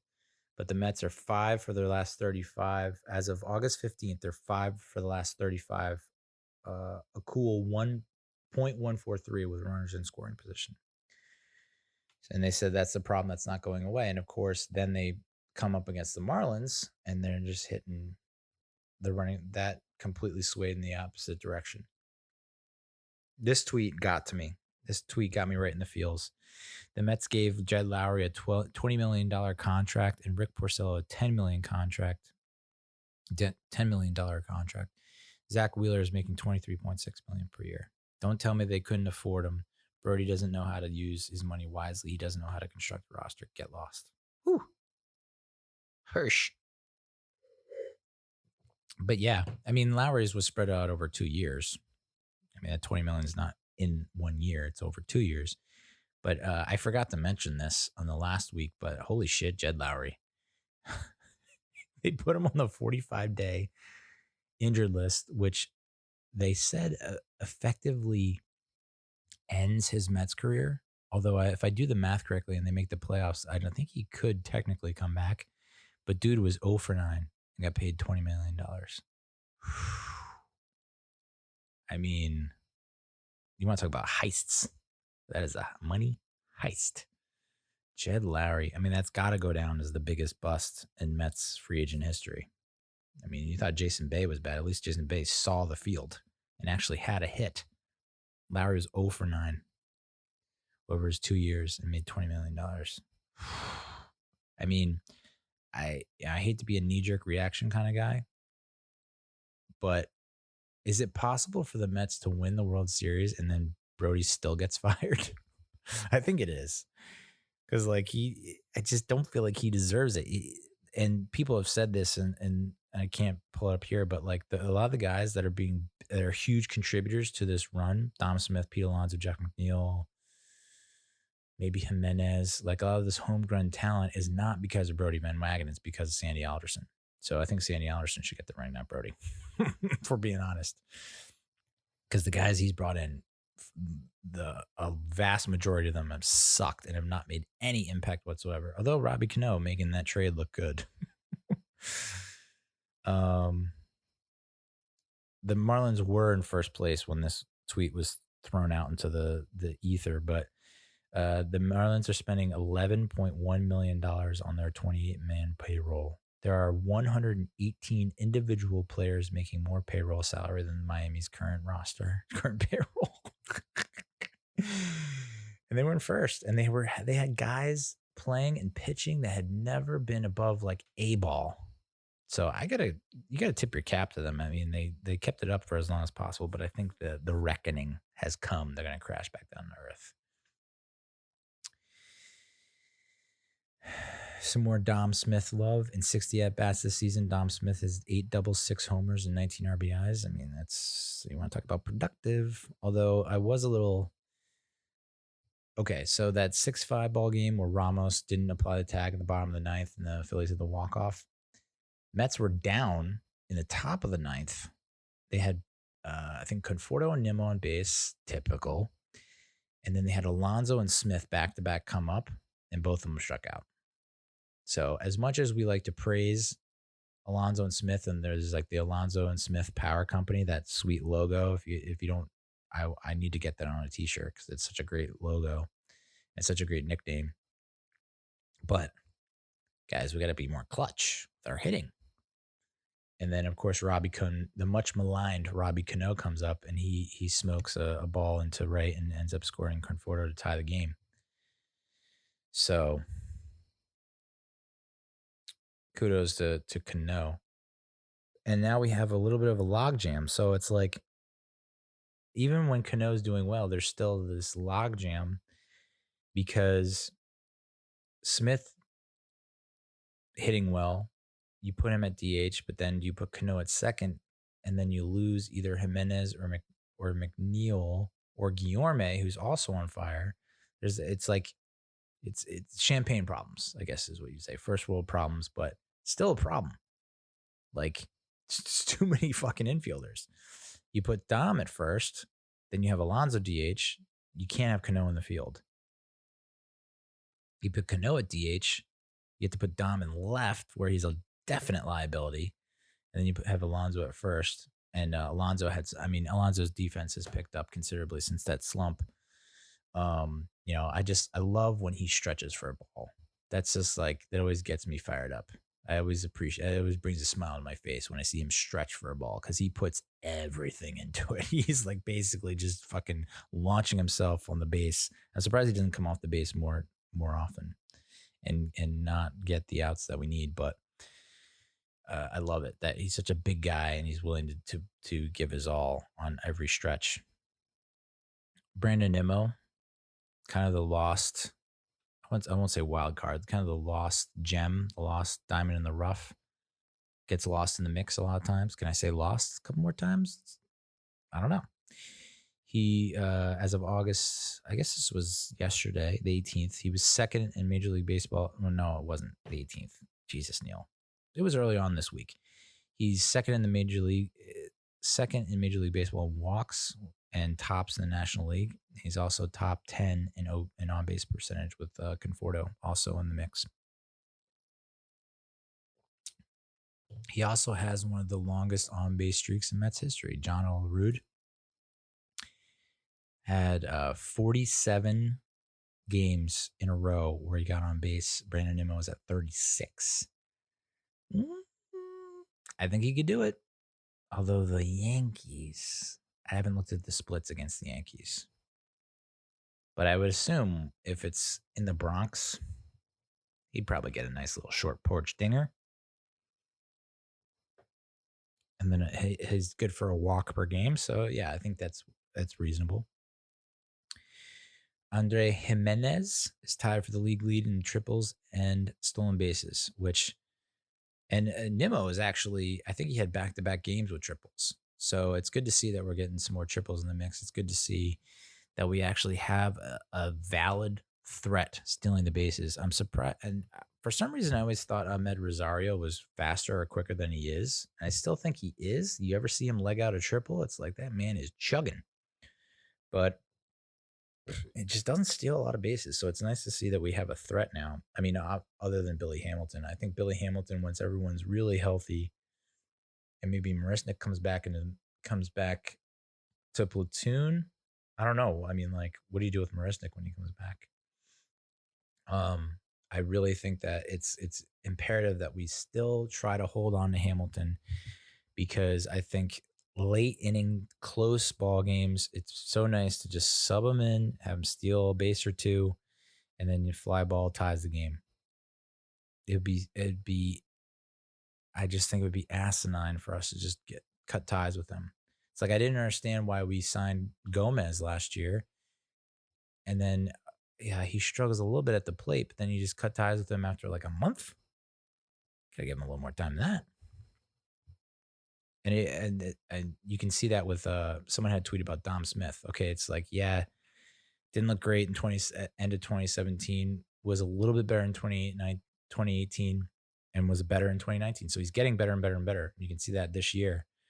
So it's a good thing we stuck with him. It's amazing how I just wanted to blow everything up. When I first started this show, I wanted to blow everything up. It's just like, and there are times where I still think we should blow it up. But that's the life of a Mets fan.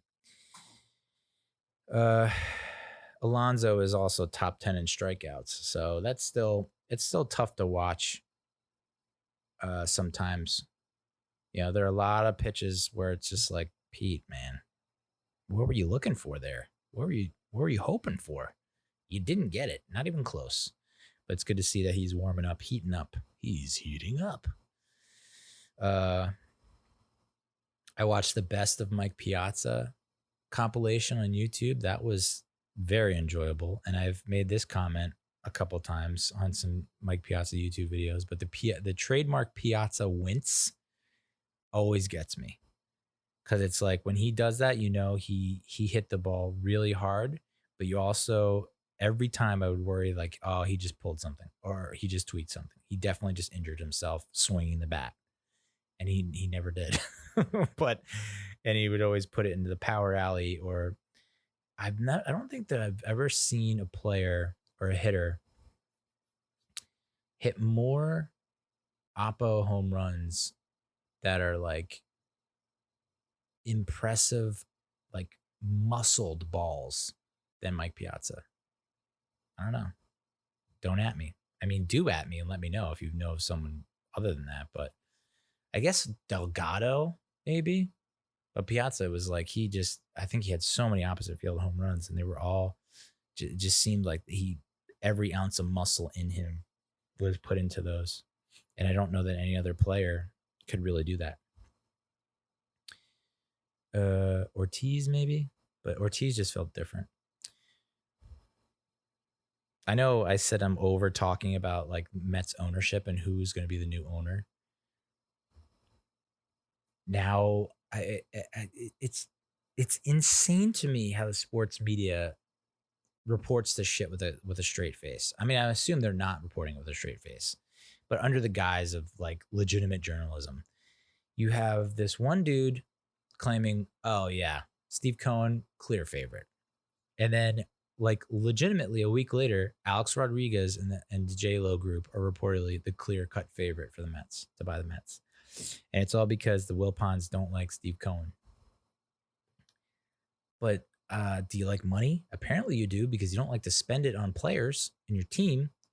You like to hoard it, and you still want 5% of whatever the sale is, ownership of the team, 5% of the ownership of the team, even after the sale. So it's like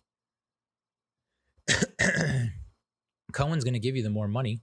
And there's even been reports that A-Rod's group are like, if he can pay it, then it's his,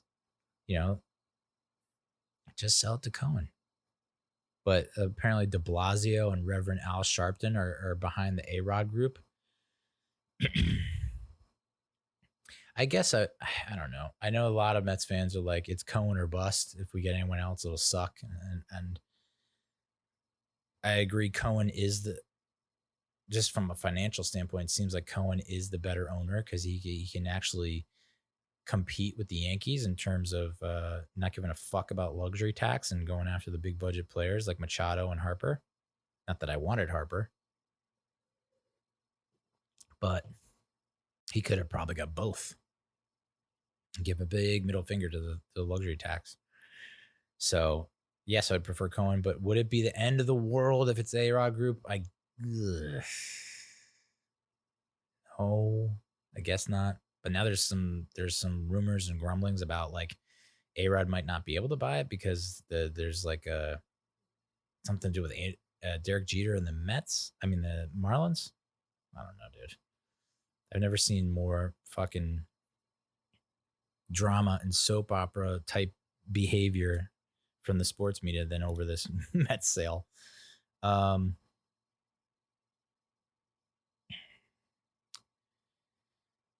Team also designated Brian Dozier for assignment. That was an interesting experiment. Not really sure why that went through. I guess it's kind of just like take a flyer on the guy, and if he performs at his capable levels, previous all-star form, then great. And if not, then you can designate him for assignment. But at the same time, you already got such a huge logjam in the infield. Why would you introduce that into the world? There's been talk, I know Keith was mentioning this in the broadcast, but should the Mets shut down Jeff McNeil? He crashed. He was in left field again, playing out of position, went back on a ball, caught it, and then crashed against the wall and ended up having a deep bone contusion on his knee. And it obviously affected him. I think he sat out a game or two, and then it probably came back too quick. It's obviously affecting him in the batter's box. And he's just not, it just doesn't seem like the same guy this year. He just seems so pissed off and angry at the state of the world. And, obviously, and his batting average is below 300, which is very unusual for him.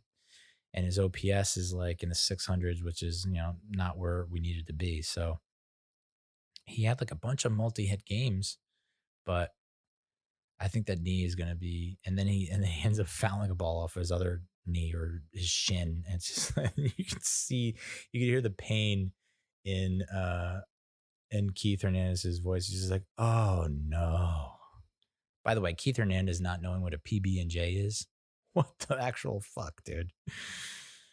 Keith is such a gem, such a treasure.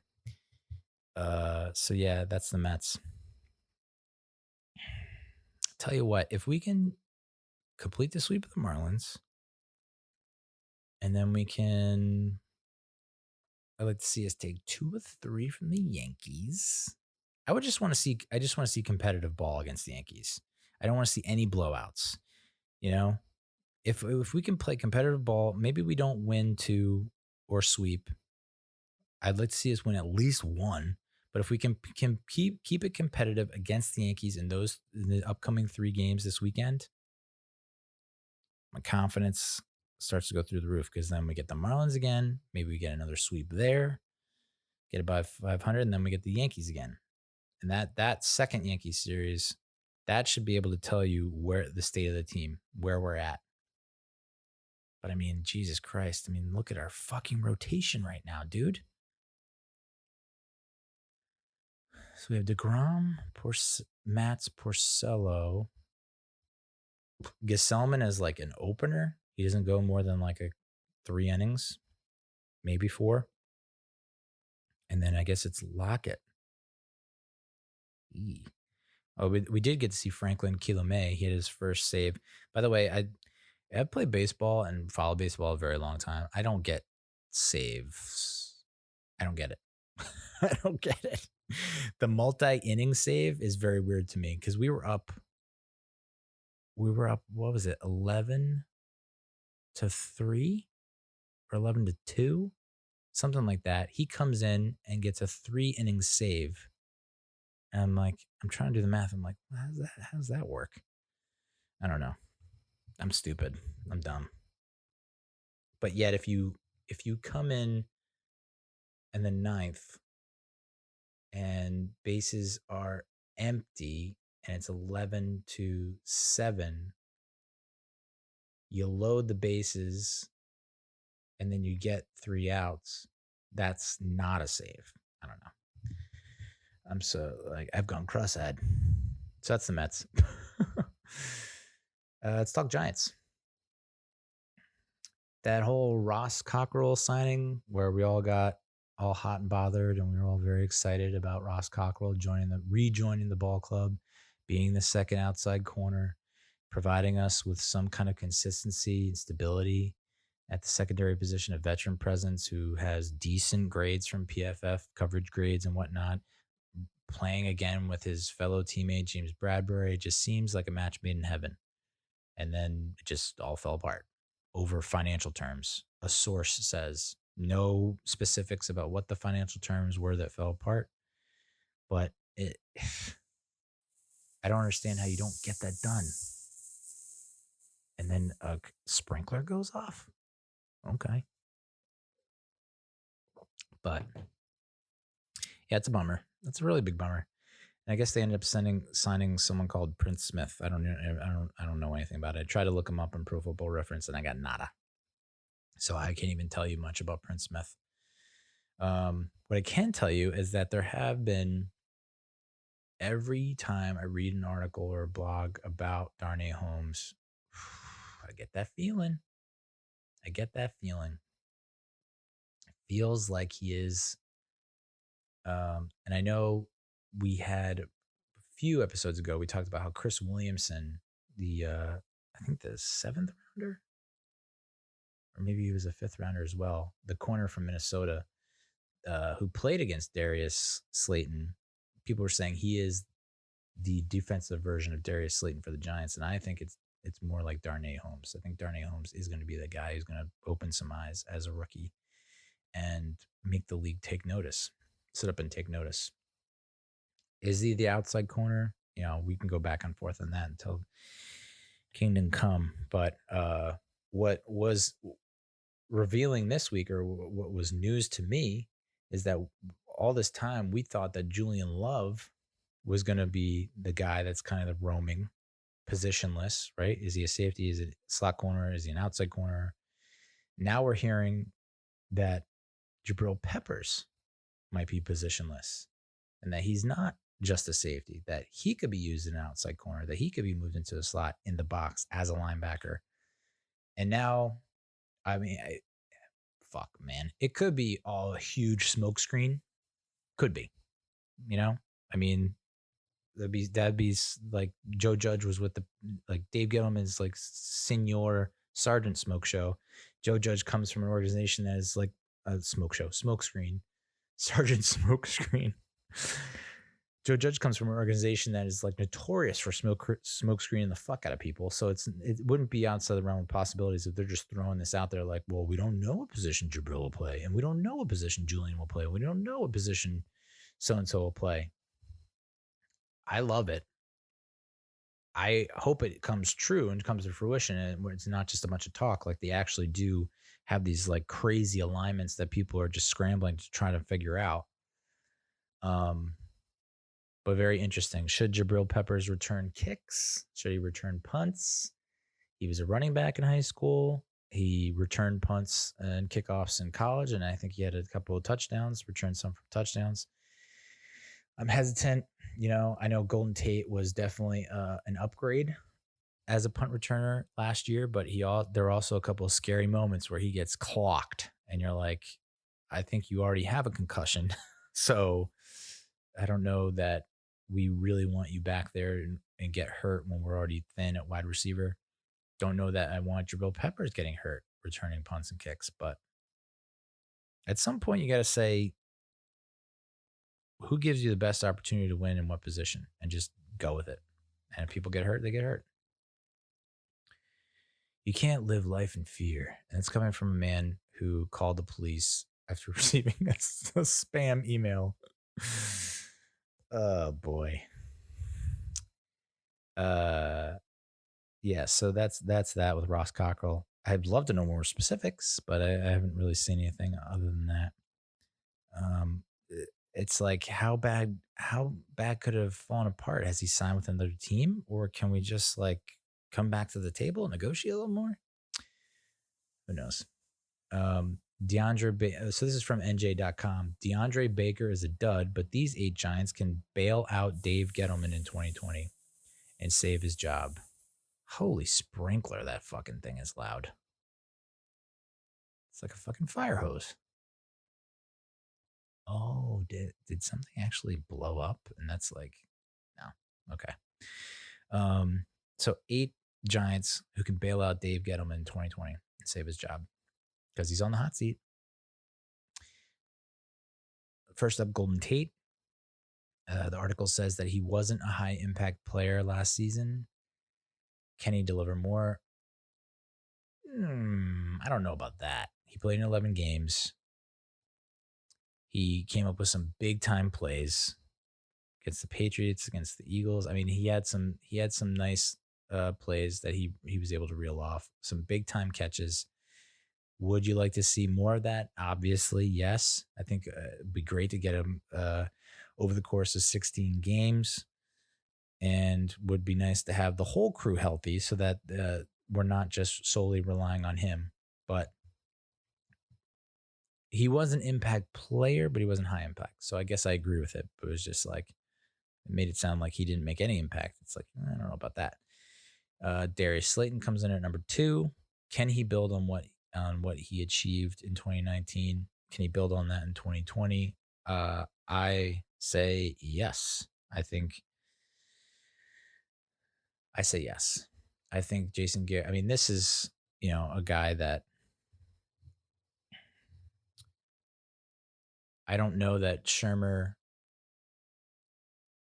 had a weird way of playing. I mean, I disagree with Shermer's play calling most of the time. It was very rare where I was like, wow, that was a great play call. I probably had one of those a game with Pat Shermer. So do I have more confidence in Jason Garrett? Yes, I do. And I think Jason Garrett is already impressed with what he's seen from Daniel Jones. Daniel Jones is bulked up. And if you can get there, I mean, there was a stretch where you didn't have Darius Slayton and Golden Tate on the field at the same time. And so it took him a while to gel and get some chemistry. But I think now that you got Slayton, Tate, and Shepard on the field at the same time with an offensive line that looks like it might be turning the corner after we heard about Nick Gates, what Mark Colombo had to say about Nick Gates. And yeah, maybe it's about a bunch of mouth service and hype from an offensive line coach who's trying to pump up their team. But it sounds like, the team's not going to hand out an extension to an offensive lineman before the contract's up if they don't believe in him. And, Colombo called Nick Gates an alpha male. And it's like, okay. So it looks like Nick Gates is our center. He's getting majority of his reps at center. So it sounds like it's coming together. I've seen pictures of Matt Peart where he just looks like a fucking man, a grown ass man with like Fu Manchu handlebar goatee and just like the longest arms created by higher power. So I think we're gonna see a lot more RPO, and I think we'll see a lot more of Slayton getting open and not disappearing. Andrew Thomas is the third player that can bail out Gettleman, and I just have such a good feeling. I mean, Colombo has said that there's, after reviewing, being introduced to Thomas live and in person firsthand and seeing what he's done so far in training camp, that he's the real deal. So I have a lot more confidence in him than I did Eric Flowers. That's for sure. And probably more than Nate Solder at this point. So I read that him and Hernandez on the left side with the new scheme for the run game are crushing it, which is great news. So I think Garrett has brought Garrett and Colombo have brought a certain toughness and grit and fierceness to the offensive line again, so they can become maulers like that offensive line in 2008 was, that led to Jacobs, Earth, Wind, and Fire, Jacobs, Ward, and Bradshaw rushing for way more than 2,000 yards en route to home field advantage. So that's good news. Daniel Jones is the fifth player that can bail out Gettleman. A lot of people saying that there was I think from NFL.com said that there are two or a handful of players that are going to take up a huge step up in year two. And a lot of people are saying that Daniel Jones can be an MVP level quarterback, him and Kyler Murray, but that he'll outperform Kyler Murray. So I can totally for sure see that. And that's just not homerism, y'all. Leonard Williams. Yeah. I mean, if Leonard comes out and has and balls out and has, between 5 and 10 sacks, I'd say even between 5 and 10 sacks, closer to 10 would be nice. If he can do that and really disrupt, quarterbacks, and this is going back to, there was a tweet I saw. It's like, pressures is a weird statistic. Sacks are sacks. Sack is a sack. What is a pressure? And I think it's very subjective. A guy gets 2 feet within the quarterback makes a throw and completes it. It's considered under pressure. Is that a pressure that goes to Leonard Williams? But ultimately, it ended with the quarterback completing the pass. So it's like, cool, you got the pressure, but did the pressure affect the throw in a way that it forced an incompletion? Those are the kind of pressures I'd love to see versus the pressures that result in a quarterback completing the ball to his intended target for like a first down or a touchdown. Can we like differentiate between the pressures? So if Leonard can get more of those pressures that end in incompletions versus completions, first downs, touchdowns, then maybe you can make a case for extending him. Dexter Lawrence is 1, 2, 3, 4, 5, 6. Yeah, is another player, the sixth player that can bail out David Gettleman in 2020 and keep him around for another year or two. A lot of people saying that Lawrence is probably en route to a Pro Bowl this year, and that's good to hear. I mean, Williams and Lawrence, it's just like if they are clicking and they're playing at 100% of their potential, that's a pretty good interior defensive line. I think PFF ranked them as like among the top interior defenders. So we're pretty good on the interior. It's just like, can we figure out a scheme to free up some guys coming off the edge? James Bradbury is number 7. This is pretty obvious. Gettleman went out and spent some big bucks on him. So he's got to come in and perform, and it's kind of hard to not outperform what we had last year. So not too much pressure on Bradbury. And then Jabril Peppers is the 8th player that can bail out Gettleman, and this is because he's tied to that Odell Beckham Jr. trade, which there are reports that Odell Beckham looks like he's superhuman this year. So, yeah, but it's training camp, folks. Mostly shorts and shoulder pads, not a lot of hitting. Although the Giants, out of everyone in the training camps, are a lot more physical, and Joe Judge has brought a certain mentality to the training camp and to practices. So, and I'm all for it, because we have been soft. There have been people that saying like, oh, is he being like a hard ass and making players and coaches do laps if there's mistakes, and running a much more physical type of practice with more hitting and collisions and whatnot. But you just listen to the guy talk and it just all makes sense. It's just like, yeah, not trying to hurt anybody, but this is a collision sport. There will be collisions. We have to prepare them for it, and we have to make sure that they're safe when they do it. And, we can't go in there arm tackling guys. We have to put solid hat on football. I mean, I don't know how you're not head over heels in love with this dude. Everything he says just is like, yes, it's the perfect answer. And yeah, sure, maybe it's just, it's all PR and publicity and all. He's saying the right thing, but like ultimately it's about the product on the field and wins and losses.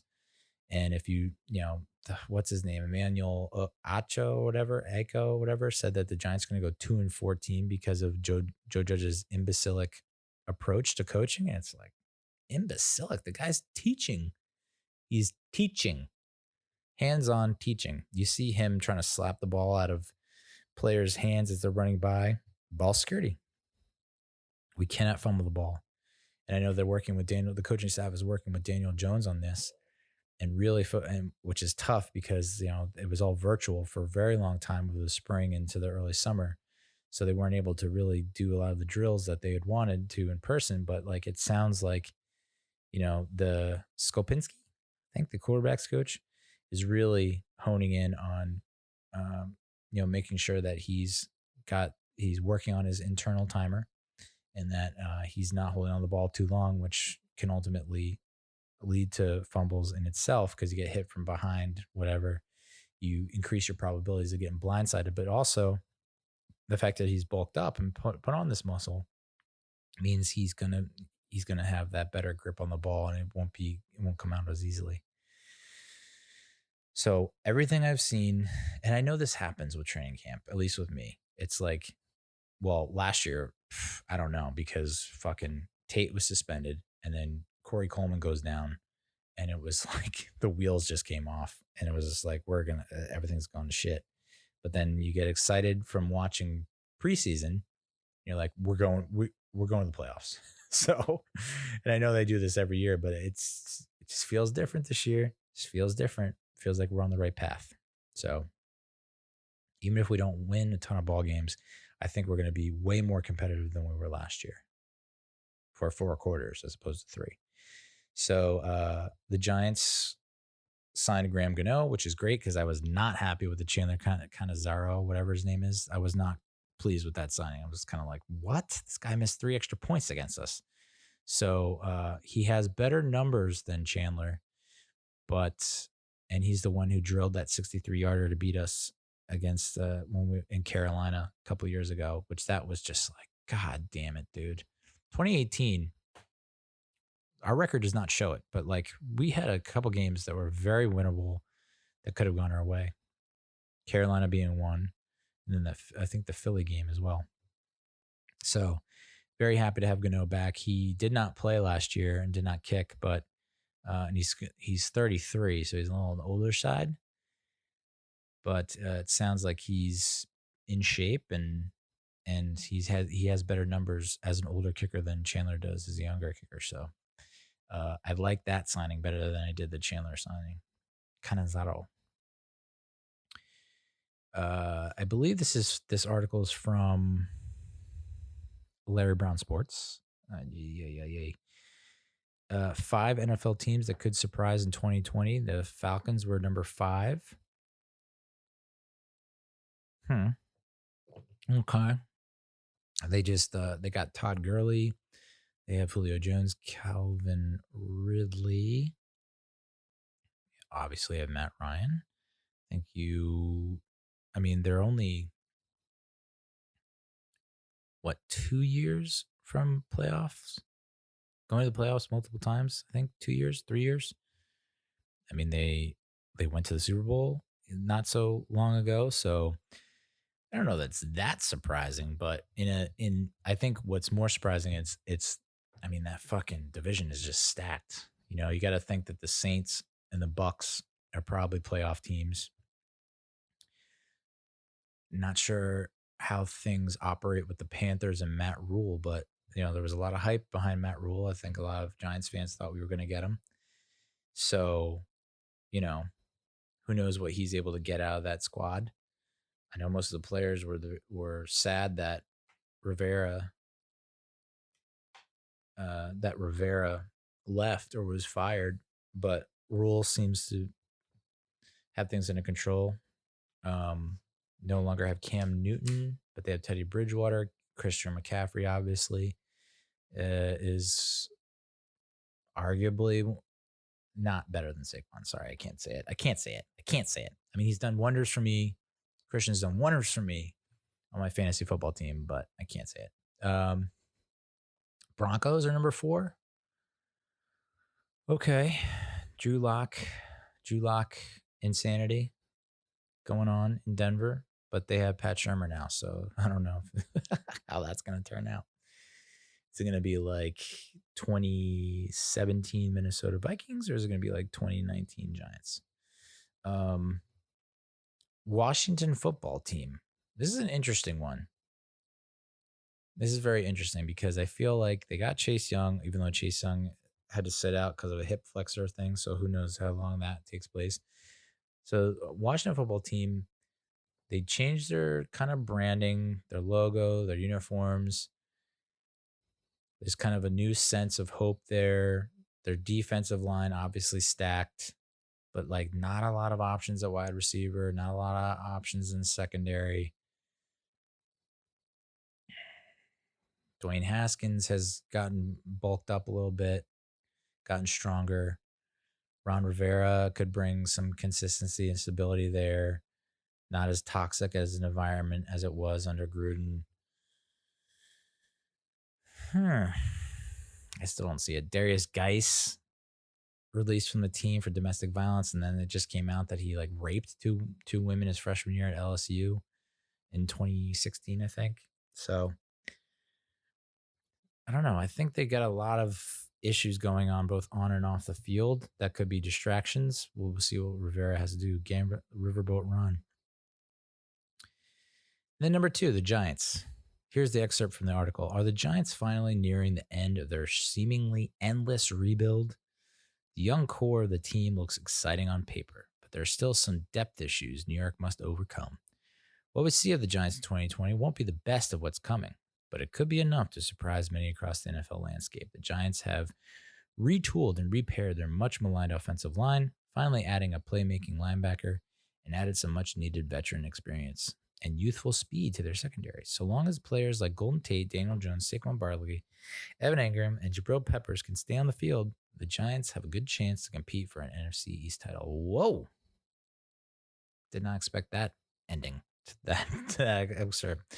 I was expecting like a wild card, something like that. I was not expecting a division title. And then number 1 is Miami, which is, I don't hate it. They played tough against some big teams last year, some tough teams last year. New England, are they going to be the same with Cam Newton under center, calling signals in the huddle? A lot of opt-outs, especially on defense. So, and are the Bills going to take a step forward? So I could see Miami making the playoffs. Why not? Is Wayne Gallman, the Giant, most likely to be traded? So what's insane is Dave Gettleman came in and he cleaned out. He cleaned house big time. I saw a tweet that was like, the only remaining players from the Jerry Reese era are Sterling Shepard, Evan Ingram, Dalvin Tomlinson, and Wayne Gallman. 4 players. And to be honest, I mean, obviously Gettleman gave Shepard an extension, so I think he likes him a lot. I think they like Ingram enough to give him that 5th-year option. Tomlinson is one of the best run stoppers and can also get after the quarterback. So I hope he sticks around with the team and doesn't bolt for another. And then it's Gallman. His rookie season, he played fairly well, got a lot of playing time, and then Shermer comes in, and he saw less and less time in 2018 and 2019, which I thought was a mistake. Obviously, Gallman had some ball control issues, ball security issues, and instead of trying to maybe coach him up, I mean, who knows? I wasn't in the clubhouse. I wasn't on the practice field. Who knows what Shermer and his staff were trying to do? But I have more confidence in Joe Judge coming to Gallman and say, we want you in the game and playing, but you cannot fumble the ball. And you also have to stay healthy. So, and I've heard some good, I mean, the new running backs coach, I think it is, someone from the staff said that Wayne Gallman is constantly seeking, is a hard worker. And, I guess, yeah, he also coached against him in college and saw his work ethic in college and knows that he's always seeking to get better. So I honestly think it's too early to throw in the towel on Wayne Gallman. But at the same time, they did bring in Dion Lewis. So it's like, do they see him as the third back? And it's like, if you also have Eli Penny with a potential another running back as for depth, then yeah, that would present an opportunity to be traded to a running back hungry team. What could you get for him? Fuck if I know. Hopefully not a 7th rounder. Too many of those 7th rounders coming in. And we talked a little bit about how Judge is running practice. The media is making a big deal about the training camp jerseys don't have names on them. And Judge says, yeah, that's. And I thought he just has the perfect. It's almost like he somehow during his downtime figures out like these perfect answers to every possible question they could possibly face. And he had to know that like you're going to take the names out the practice jerseys, which that has never been done or hasn't been done in a long time, that you're expecting that question. So he probably prepared for it, but he nailed it. And he said, I don't want our coaches looking at a player by their name and having that attachment to the name and a preconception that goes along with the name. I want them to look at the player for their abilities and how they play the game. And I think that's, I butchered it. I'm paraphrasing, but that's very nice. I like that a lot. And then, of course, the latest news, Giants wide receiver Cody Core is believed to have torn his Achilles per source, a non-contact injury during practice. He will miss the season on IR. Giants were hiring Core, who signed a 2-year deal this offseason, expecting him to be a special teams ace and contributor at receiver. So, yeah, that hurts. And, a lot of people say, it doesn't hurt that much. And it's like, well, maybe not at the wide receiver position. I don't know that he was going to make a ton of plays there. But, a lot of punts down inside the 5, inside the 10 that are all Cody Core's doing. And that does affect the game. It does change the face of the game a lot of times. I can point to Renee Thompson with the 90 Giants, him being an ace, a gunner on that team, and being able to down the ball inside the 5, inside the 10. You pin the other, it's a field position game. And when you pin the other team back in their own end zone, in their own red zone, like that multiple times a game during crucial situations, and they can't get out of it, you're getting the ball at midfield. And you're already in a good position to make a play or two and at least be in field goal range. So is it that crucial? Maybe no, but at the same time, it's a big loss, in my opinion. It's still a big loss. So they gotta rely on some other guys to step up and be the guy that can get down there and down it. Because if you don't, the other team starts at the 20 and they feel a lot better about their attack and their game plan. So, all right, that's the show. That's how we do. Nice and long and strong. And we're down to get the friction on. We'll see you next week. Adios, muchachos.